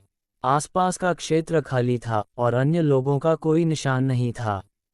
वह ब्रह्मसरणी की शक्ति को जानती थी और दूसरों के जीवन या मृत्यु की परवाह करने के लिए बहुत आलसी थी। उसने प्रकाशेश्वर से कहा, चलो चलते रहो। थोड़ी देर बाद दोनों कांटे के सामने आए। ईशानी ने जानबूझकर अर्जुन के रास्ते से एक अलग रास्ता चुना और अंदर चली गई। हालांकि यहाँ कई शाखाएं थीं, प्रकाश मंद नहीं था। शाखाओं के चारों ओर कुछ अजीब चमकते पत्थर थे, जो एक नर्म प्रकाश उत्सर्जित कर रहे थे। अर्जुन ने अपनी दिव्य चेतना को अपने चारों ओर 20 फीट की दूरी तक विकीर्ण किया, जबकि संभावित खतरों के बारे में सतर्क रहते हुए वह आगे बढ़ गया। थोड़ी देर चलने के बाद अर्जुन ने अचानक एक अजीब अभिव्यक्ति दिखाई और ध्यान से सुना। लड़ने की आवाज़ स्पष्ट रूप से सामने से आई और खून की महक का एक निशान लग रहा था। चौंक कर उसने जल्दी से अपनी दिव्य चेतना वापस ले ली। उसने अपनी सांस रोक ली। वह धीरे धीरे आगे बढ़ा। थोड़ी देर बाद वह एक खाली हॉल में आया। हालांकि इस हॉल का क्षेत्र उतना बड़ा नहीं था जितना कि वह जगह जहां सभी ने शुरुआत में प्रवेश किया था, ये छोटा नहीं था। हॉल की स्थिति एक नज़र में स्पष्ट थी और इसके बारे में बहुत अजीब नहीं था। हॉल के बीच में केवल एक पूल था। ये 45 फीट से अधिक गहरा था और यह अज्ञात था कि मूल रूप से अंदर क्या था, लेकिन इस समय ये खाली था। हॉल के बाईं ओर 2 फ्लोइंग टाइम ग्रेट एम्परर फल के साथ एक लंबी मेज थी। फ्लोइंग टाइम ग्रेट एम्परर को किसने जाना है, लेकिन वे अभी भी नए के रूप में ताज़ा दिखते थे और यहाँ तक कि एक मजबूत खुशबू भी निकालते थे। फ्लोइंग टाइम ग्रेट एम्परर फल बड़ा नहीं था, केवल एक मुट्ठी के आकार का था। वे 2 पके आड़ू की तरह दिखते थे जिससे लोग लार टपकाते थे। यह फ्लोइंग टाइम ग्रेट एम्परर फल है। अर्जुन की आंखें चमक उठी क्योंकि उसने तुरंत पहचान लिया कि यह फ्लोइंग टाइम ग्रेट एम्परर फल क्या था। उसने पहले गौतम द्वारा छोड़ी गई जेड स्लिप प्राप्त की थी, जो वनरस पिल्स के ग्रेट सम्राट के तीसरे शिष्य थे, युआन फर्नस माउंटेन के तहत। जेड स्लिप में स्टार बाउंड्री में विभिन्न दुर्लभ स्पिरिट हर्ब्स और दवाओं के नाम, दिखावे और परिष्कृत तरीकों को विस्तार से दर्ज किया गया था। अर्जुन ने पहले ही जेड स्लिप की सामग्री को याद कर लिया था, तो वह इसे कैसे नहीं पहचान सकता था। तो फ्लोइंग टाइम ग्रेट एम्परर कुछ ऐसा है जो केवल फ्लोइंग टाइम टेम्पल में मौजूद है। अर्जुन अचानक प्रबुद्ध हो गया। हालांकि वह पहले से ही जानता था कि फ्लोइंग टाइम ग्रेट एम्परर एक फल था, वह जानता था कि फ्लोइंग टाइम ग्रेट एम्परर एक फल नहीं था। हालांकि उसने इसे कभी फ्लोइंग टाइम टेम्पल से नहीं जोड़ा था। अब जब उसने फ्लोइंग टाइम ग्रेट एम्परर फल देखा था तो वह तुरंत समझ गया। फ्लोइंग टाइम ग्रेट एम्परर फल का एक बहुत ही अजीब प्रभाव था। इसका एक योद्धा की खेती में कोई पर्याप्त मदद नहीं थी, लेकिन फिर भी इसने इसकी दुर्लभता और कीमतीता में बाधा नहीं डाली। गौतम द्वारा छोड़ी गई जेड स्लिप में ये दर्ज किया गया था कि फ्लोइंग टाइम ग्रेट एम्परर फल के दो विपरीत प्रभाव थे। एक ये था कि यह किसी व्यक्ति की जवानी को फिर से जीवंत कर सकता था, जिससे एक बुजुर्ग व्यक्ति थोड़े समय के लिए अपनी युवा उपस्थिति को फिर से हासिल कर सकता था, जबकि दूसरा समय के जहर की तरह था। यह एक जवान आदमी को पलक झपकते ही बूढ़ा कर सकता था। यदि कोई विभिन्न फ्लोइंग टाइम ग्रेट एम्परर फल के बीच अंतर करना नहीं जानता था, तो कोई भी उन्हें लापरवाही से लेने की हिम्मत नहीं करेगा। दूसरे प्रभाव के उपयोगी होने या न होने का उल्लेख नहीं करने के लिए, पहला प्रभाव निश्चित रूप से अनगिनत योद्धाओं को पागल कर देगा, खासकर महिला योद्धाओं को। उनमें से कौन हमेशा के लिए युवा नहीं रहना चाहता था? उनमें से कौन हमेशा के लिए युवा नहीं रहना चाहता था? लेकिन उनकी खेती कितनी भी ऊंची क्यों न हो या उनकी युवा बनाए रखने की तकनीक कितनी भी उत्तम क्यों न हो, फ्लोइंग टाइम ग्रेट एम्परर अभी भी उनके शरीर पर कुछ निशान छोड़ देगा। जैसे जैसे समय बीतता गया, ये निशान और अधिक स्पष्ट होते जाएंगे। लेकिन अगर फ्लोइंग टाइम ग्रेट एम्परर फल था जो किसी व्यक्ति को फिर से जीवंत कर सकता था, तो यह अलग होगा। एक बूढ़ी महिला भी पलक झपकते ही बेजोड़ हो जाएगी। बेशक, इसका मतलब यह नहीं था कि फ्लोइंग टाइम ग्रेट एम्परर फल केवल महिलाओं के लिए उपयोगी था। उन योद्धाओं के लिए जो अपने जीवनकाल के अंत के करीब थे लेकिन तोड़ने की कोई उम्मीद नहीं थी, फ्लोइंग टाइम ग्रेट एम्परर फल निस्संदेह अपने जीवनकाल को बढ़ाने के लिए एक अच्छी दवा थी। यह एक योद्धा को दशकों या यहाँ तक कि सैकड़ों साल पहले अपनी शारीरिक स्थिति में लौटने के लिए बना सकता था, जो पतली हवा से दशकों या यहाँ तक कि सैकड़ों साल के जीवनकाल को जोड़ने के बराबर था। कुछ हद तक इस चीज़ का मूल्य एक एम्परर आर्टिफैक्ट से भी अधिक कीमती था। अर्जुन द्वारा फ्लोइंग टाइम ग्रेट एम्परर फल को पहचानने के बाद वह तुरंत उत्साहित हो गया। अगर यह स्पिरिट फ्रूट दूसरों के हाथों में गिर गया तो अर्जुन नहीं जानता था कि इसका किस तरह का प्रभाव होगा, लेकिन उसके हाथों में यह अविश्वसनीय होगा। वह एक कीमियागर था और फ्लोइंग टाइम ग्रेट एम्परर फल का उपयोग मुख्य घटक के रूप में फ्लोइंग टाइम ग्रेट एम्परर गोलियों की एक भट्टी को परिष्कृत करने के लिए कर सकता था। यह एक लगभग विलुप्त स्पिरिट पिल था जिसने बड़ी मात्रा में पूंजी और धन का प्रतिनिधित्व किया। अर्जुन ने चुपचाप अपनी लार निगल ली और अपनी आंखें हॉल के केंद्र की ओर मोड़ दीं। वहां एक आदमी और एक राक्षस लड़ रहे थे। अर्जुन ने पहले जो लड़ने की आवाज़ें सुनी थीं, वे भी उनके द्वारा बनाई गई थीं। यह आदमी 7 ग्लोरीज चेंबर ऑफ कॉमर्स का अग्रेश के अलावा और कोई नहीं था। जहां तक राक्षस की बात है, ये खून लाल रंग का था, जैसे कि यह पूरी तरह से खून से बना था, और इसका पूरा शरीर एक मतली पैदा करने वाली खूनी आभा को दर्शाता था। इस रक्त राक्षस का एक मानवीय ऊपरी शरीर, एक गोल सिर और 2 हाथ थे। इसका निचला शरीर, हालांकि, एक बहते हुए शीर्ष के आकार में था। जैसे ही यह हॉल के चारों ओर भाग गया, इसने अपनी मुट्ठी लहर दी, जो एक मोटी खूनी आभा में लिपटी हुई थी, जैसे कि यह हवा को विस्फोट कर सकती थी। अग्रेश के शरीर के चारों ओर स्रोत क्यूई का प्रकाश खिल गया क्योंकि उसकी अभिव्यक्ति गरिमापूर्ण हो गई। समय समय पर वह इस रक्त राक्षस की ओर एक शक्तिशाली हमला प्रदर्शित करता था, जो उसकी कमजोरी की जांच करता हुआ प्रतीत होता था। अग्रेश जैसा योद्धा आमतौर पर एक सतर्क व्यक्ति होता था। एक मजबूत दुश्मन का सामना करने के बाद वह तब तक कार्य नहीं करेगा जब तक कि वह पूरी तरह से सुनिश्चित न हो कि वह जीत सकता है। अर्जुन के आने से पहले अग्रेश इस रक्त राक्षस से थोड़ी देर के लिए निपट रहा था और मूल रूप से दूसरे पक्ष के दिनचर्या और चालों का पता लगा लिया था। वह अब इस रक्त राक्षस को एक घातक झटका देने का अवसर तलाश रहा था। मैं इस आदमी के साथ एक ही रास्ते पर कैसे समाप्त हुआ? अर्जुन अंधेरे में छिप गया और भौहें सिकुड़ीं। सड़क में पहले 1 दर्जन से अधिक शाखाएं थीं। उसने बस बेतरतीब ढंग से एक को चुना था और किसी ने उसे पीटने की उम्मीद नहीं की थी। लेकिन सौभाग्य से अग्रेश उससे आगे चला गया था, अन्यथा अर्जुन इस समय इस रक्त राक्षस से निपट रहा होता। युद्ध के मैदान को देखते हुए अर्जुन ने अपनी आंखें लंबी मेज पर दो फ्लोइंग टाइम ग्रेट एम्परर फल की ओर मोड़ दी और एक घृणित विचार अनियंत्रित रूप से उसके दिमाग में आया, जब यह आदमी रक्त राक्षस का ध्यान आकर्षित कर रहा है तो मैं चुपके से फ्लोइंग टाइम ग्रेट एम्परर फल ले जा सकता हूँ। ये बहुत अधिक नहीं होगा, है ना? इससे पहले अर्जुन का अग्रेश के साथ कभी कोई व्यवहार नहीं हुआ था। उनके बीच कोई आभार या शिकायत नहीं थी, इसलिए जब यह विचार उसके पास आया तो अर्जुन को शर्मिंदा महसूस नहीं हुआ। ऐसा सोचते हुए उसने तुरंत अपनी निहिलिटी सीक्रेट टेक्निक प्रदर्शित की, अपनी सारी आभा को रोक दिया और फिर सावधानी से दूसरी तरफ चला गया। अपनी निहिलिटी सीक्रेट टेक्निक को प्रदर्शित करने के बाद अर्जुन वास्तव में शून्य में मौजूद नहीं था, बल्कि इसके बजाय पूरी तरह से अपनी आभा को अलग कर दिया, जिससे दूसरों के लिए अपनी दिव्य चेतना के साथ उसके अस्तित्व की जासूसी करना असंभव हो गया। जब तक कि उसकी जासूसी करने वाले व्यक्ति के पास शून्य में घुसने के लिए पर्याप्त मजबूत दिव्य चेतना नहीं थी। इस गुप्त तकनीक की एकमात्र कमजोरी ये थी कि दूसरे उसे नग्न आंखों से देख सकते थे।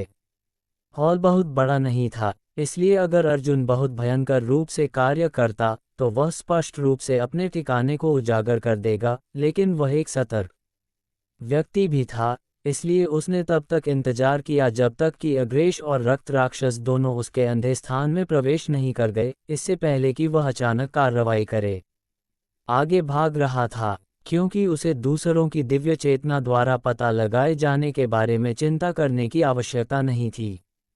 जैसे कि अर्जुन के कार्यों को बेईमान कहा जा सकता था।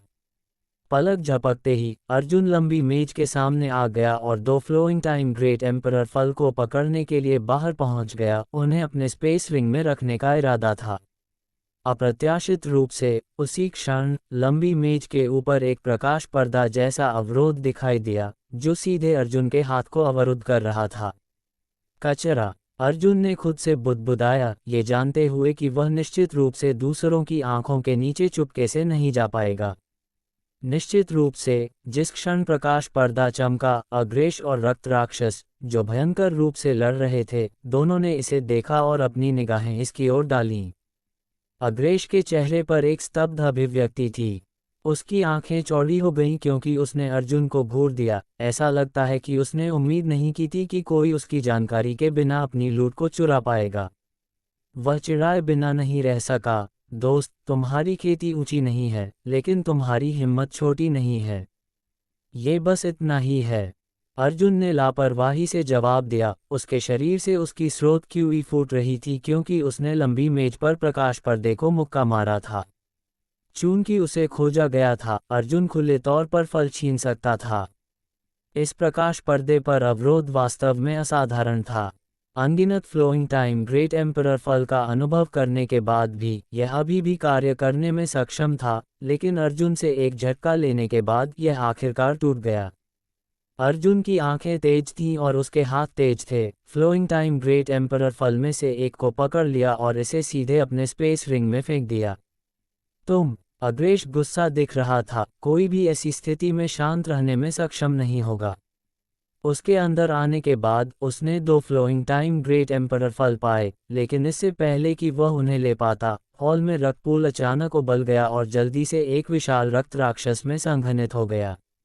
अग्रेश के पास इस रक्त राक्षस से लड़ने के अलावा कोई विकल्प नहीं था। वह जल्द से जल्द इसे खत्म करना चाहता था ताकि वह लूट को इकट्ठा कर सके।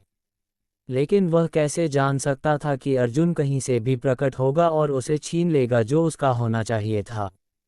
गड़गड़ाहट।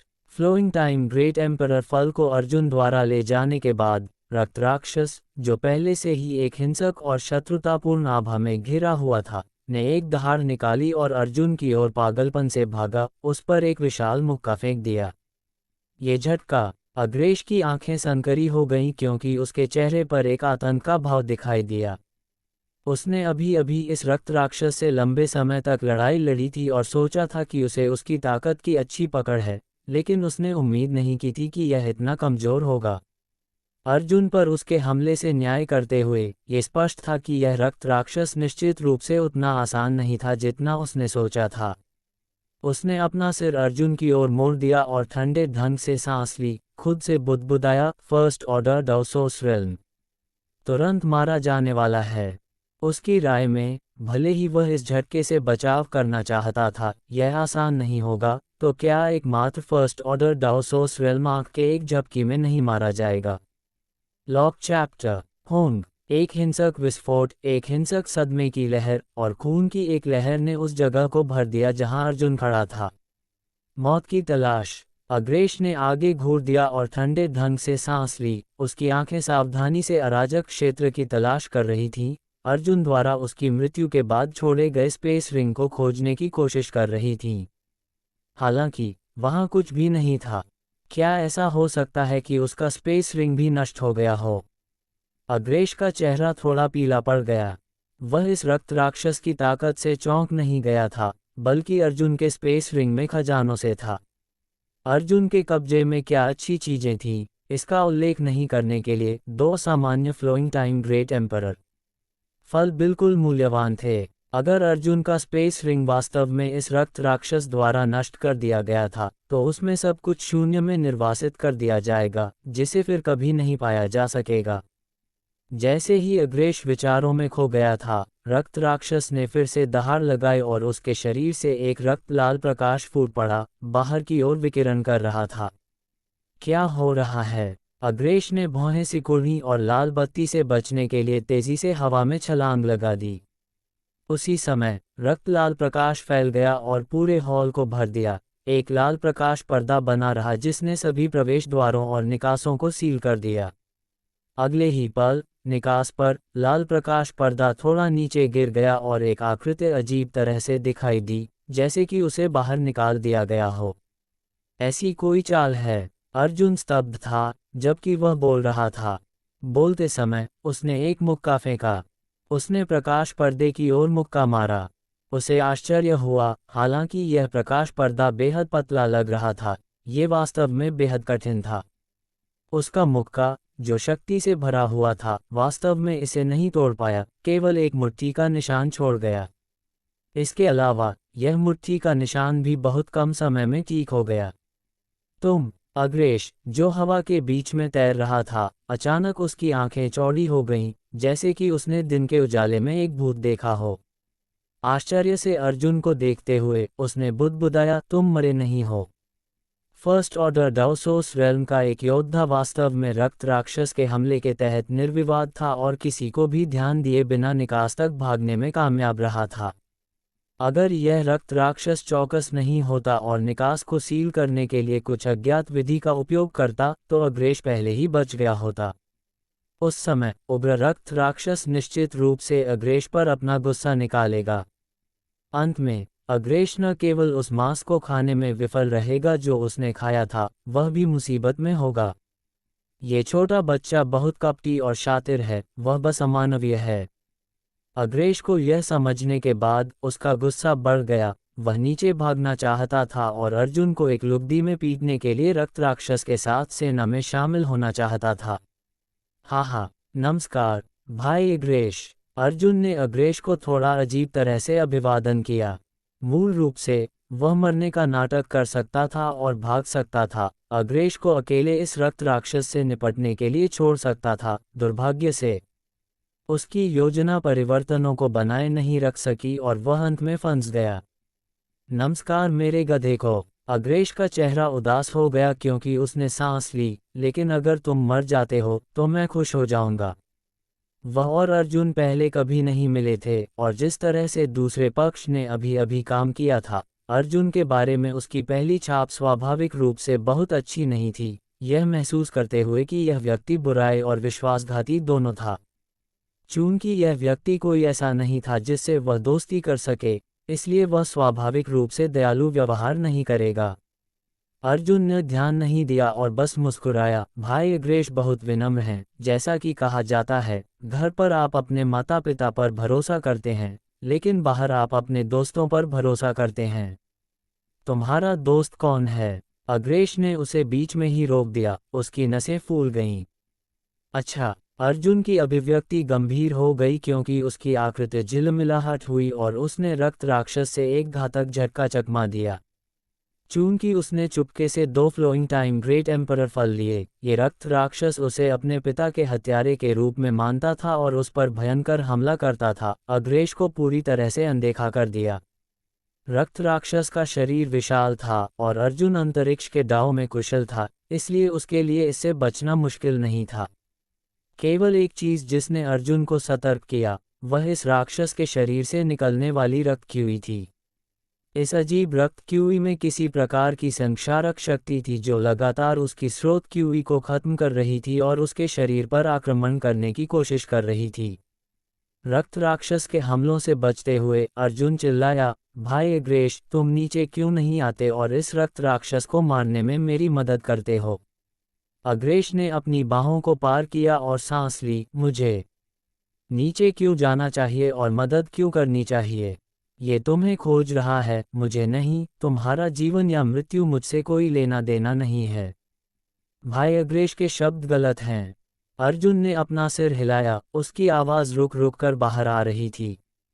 उच्च गति पर चलते हुए उसकी आवाज़ कुछ हद तक अनिश्चित थी। जैसा कि आप देख सकते हैं, इस हॉल को किसी प्रकार की शक्ति से सील कर दिया गया है। जब तक हम इसे नहीं मारते, हम इस जगह को छोड़ने में सक्षम नहीं होंगे।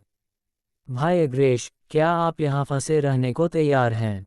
अग्रेश मुस्कुराया और कहा, मैं तब तक इंतजार कर सकता हूँ जब तक ये तुम्हें नहीं मारता।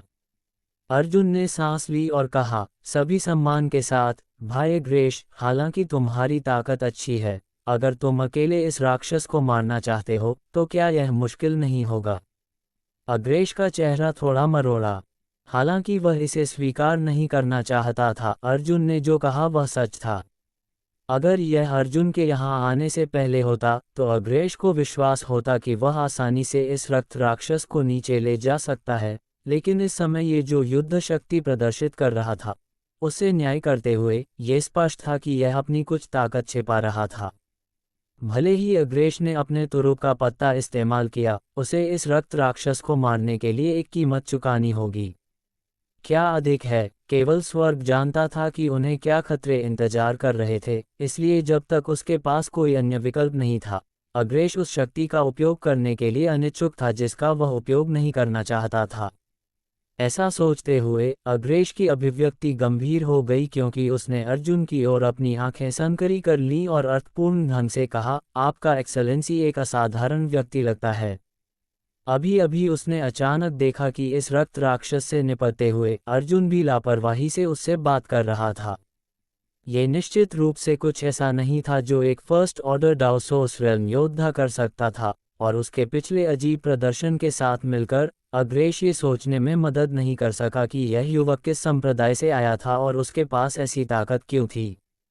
भाई अग्रेश बहुत विनम्र हैं। इस अर्जुन को सिर्फ अपनी मूवमेंट स्किल पर थोड़ा भरोसा है। जैसे ही अर्जुन ने बात की, उसने जानबूझकर हवा के बीच में रुक गया। रक्त राक्षस के हमले का इंतजार कर रहा था कि वह उस पर पहुंच जाए, इससे पहले कि वह अचानक गायब हो जाए, जैसे कि वह जानबूझकर दिखावा कर रहा था।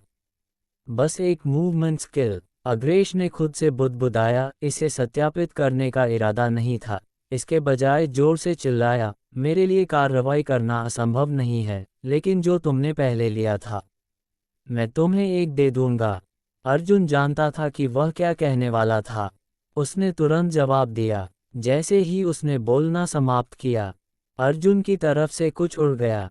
अग्रेश ने भौहें सिकुड़ी और इसे पकड़ने के लिए बाहर पहुंच गया। जल्दी से यह पता चला कि यह वह फ्लोइंग टाइम ग्रेट एम्परर फल था जिसे पहले लंबी मेज पर रखा गया था। इतना सीधा अर्जुन के कार्य ने अग्रेश को चकित कर दिया। भाई अग्रेश, अगर तुम और मैं इस दुश्मन को मारने के लिए सेना में शामिल होते हैं तो हम लूट को आधे में विभाजित कर सकते हैं, कोई समस्या नहीं होनी चाहिए, है ना? तुम इस पर एकाधिकार नहीं कर सकते। अर्जुन की आवाज़ फिर से बाहर आई। अग्रेश ने अपने हाथ में फ्लोइंग टाइम ग्रेट एम्परर फल की सावधानीपूर्वक जांच की। ये पुष्टि करने के बाद कि इसके साथ छेड़छाड़ नहीं की गई थी, अग्रेश ने इसे अपने स्पेस रिंग में गंभीरता से डाल दिया और हल्के ढंग से कहा, हालांकि तुम थोड़ा अप्रिय हो, चूंकि तुम इतने ईमानदार हो, यह अग्रेश तुम्हारे साथ सहयोग करेगा। अर्जुन मुस्कुराया, भाई अग्रेश वास्तव में स्मार्ट हैं। हम इसे अच्छी तरह से विलंबित करें, इस अग्रेश को इस चाल को करने के लिए कुछ समय चाहिए। ऐसा कहते हुए अग्रेश की स्रोत क्यूई हिल गई। उसी समय उसकी कलाई के एक झटका के साथ उसकी हथेली में एक सुनहरी तांबे का सिक्का दिखाई दिया, और एक जोरदार चिल्लाहट के बाद उसने पागलपन से अपनी स्रोत क्यूई को इसमें डाल दिया। ये देखकर अर्जुन तुरंत समझ गया कि अग्रेश किस तरह की शक्तिशाली गुप्त तकनीक का उपयोग करने वाला था, और यह एक ऐसा था जिसका वह एक कलाकृति की मदद से उपयोग कर रहा था। इस तकनीक की शक्ति निश्चित रूप से असाधारण थी। तुरंत अग्रेश के चेहरे पर एक सदमे का भाव दिखाई दिया, क्योंकि उसने दुश्मन को विलंबित करने पर ध्यान केंद्रित किया। अग्रेश ने आत्मविश्वास से बाहर ऐसा किया। हालांकि उसे लगा कि अर्जुन फर्स्ट ऑर्डर डाओसोस रेल्म से एक असाधारण योद्धा था, उसने नहीं सोचा था कि अर्जुन उससे मजबूत था। अर्जुन इतने लंबे समय तक रक्त राक्षस का मुकाबला करने में सक्षम था, ये केवल उसकी उत्कृष्ट मूवमेंट स्किल और गति के कारण था। अगर वह रक्त राक्षस को घातक नुकसान पहुंचाना चाहता था तो उसे खुद कार्रवाई करनी होगी। जैसे कि उसने मुख्य हमलावर की भूमिका संभाली। निश्चित रूप से अर्जुन ने उसे निराश नहीं किया, रक्त राक्षस को हॉल के चारों ओर ले गया। रक्त राक्षस के शरीर पर एक भी बाल नहीं छुआ गया था। इसके विपरीत जैसे ही अग्रेश के चारों ओर ऊर्जा के उतार चढ़ाव बढ़ते रहे, रक्त राक्षस को बेहोशी से असहज महसूस हुआ और वह अधिक से अधिक चिड़चिड़ा हो गया। एक निश्चित क्षण में रक्त राक्षस ने आखिरकार अर्जुन का पीछा करना छोड़ दिया और इसके बजाय अपने सिर को अग्रेश को घूरने के लिए मोड़ दिया। उसकी लाल आंखें एक जोरदार दहाड़ के साथ उसका विशाल शरीर रक्त लाल प्रकाश की एक किरण में बदल गया और सीधे अग्रेश की ओर भाग गया। अग्रेश की आंखें सनकरी हो गईं और उसने भागने के लिए अपनी गुप्त तकनीक को संघनित करने पर लगभग हार मान ली। उसी क्षण अर्जुन की आकृति झिलमिलाहट हुई और उसके सामने दिखाई दी। उसने अपनी 10 उंगलियों को लहराया क्योंकि उसने गोल्डन ब्लड थ्रेड्स की एक श्रृंखला भेजी। पलक झपकते ही आकाश सुनहरी रोशनी से भर गया, क्योंकि अनगिनत गोल्डन ब्लड थ्रेड्स एक दूसरे के साथ उलझ गए और आंख के एक झपकी में एक सुनहरा ढाल में संघनित हो गए। होंग जब रक्त राक्षस के शरीर ने गोल्डन ब्लड शील्ड को मारा तो उसका विशाल शरीर तुरंत उजागर हो गया और उसे कई कदम पीछे हटने के लिए मजबूर किया गया। उसी समय गोल्डन ब्लड थ्रेड्स से संघनित ढाल बिखर गया और अनगिनत गोल्डन ब्लड थ्रेड्स में वापस बदल गया। अर्जुन ने अपना हाथ बढ़ाया और उन सभी को अपने शरीर में वापस ले लिया, इससे पहले कि वह जल्दी से पूछता, भाई अग्रेश, अगर तुम तैयार हो तो तुम्हें जल्दी से कार्य करना चाहिए। मैं इसे दूसरी बार रोकने में सक्षम नहीं होऊंगा। क्या संयोग है, मैं बस शुरू करने वाला था। अग्रेश मुस्कुराया। उसकी अभिव्यक्ति अगले पल में गंभीर हो गई, क्योंकि उसने अपनी उंगली को झटका दिया और अपने हाथ में सुनहरा तांबे का सिक्का बाहर उड़ गया। उसके हाथ हवा में नाचते थे, हाथ की मुहरों की एक श्रृंखला बनाते थे, क्योंकि उसने बुदबुदाया, सिक्का गिरना, प्राइमोर्डियल यूनिटी ची। शियू शियू शियू। हवा के बीच में सिक्का अचानक 2 में विभाजित हो गया, 2-4 में, 4-8 में। पलक झपकते ही सिक्कों से भरा एक आकाश दिखाई दिया। प्रत्येक सिक्का एक भिनभिनाहट की आवाज़ उत्सर्जित करता था, क्योंकि यह हवा के माध्यम से उड़ गया, जैसे कि इसमें सिकुड़ने की एक मजबूत क्षमता थी, लगातार बड़ा और छोटा होता जा रहा था। अग्रेश की दिव्य चेतना के नियंत्रण में ये अनगिनत सिक्के एक साथ रक्त राक्षस की ओर उड़ गए। रक्त राक्षस ने कुछ महसूस किया और तेजी से पीछे हट गया, लेकिन ये कितना भी तेज क्यों न हो, यह इस अजीब कलाकृति से तेज कैसे हो सकता था। पलक झपकते ही रक्त राक्षस को सिक्कों में से एक द्वारा पकड़ा गया, जो फिर आकार में विस्तारित हुआ और रक्त राक्षस के शरीर के चारों ओर लिपटा हुआ इसे कसकर बांध रहा था और इसकी गतिविधियों को रोक रहा था। तुरंत बाद एक दूसरा और तीसरा सिक्का गिर गया, जो रक्त राक्षस के शरीर के चारों ओर भी लपेटा गया, जिससे उसके लिए चलना और भी मुश्किल हो गया। जैसे जैसे अधिक से अधिक सिक्के गिरते गए, रक्त राक्षस बहुत कम समय में पूरी तरह से फंस गया था। सिर से पैर तक इसे देखते हुए विशाल रक्त राक्षस अनगिनत सिक्कों से कसकर बंधा हुआ था। ये हवादार था, यह ताकि तकनीकी सटीकता बनी रहे।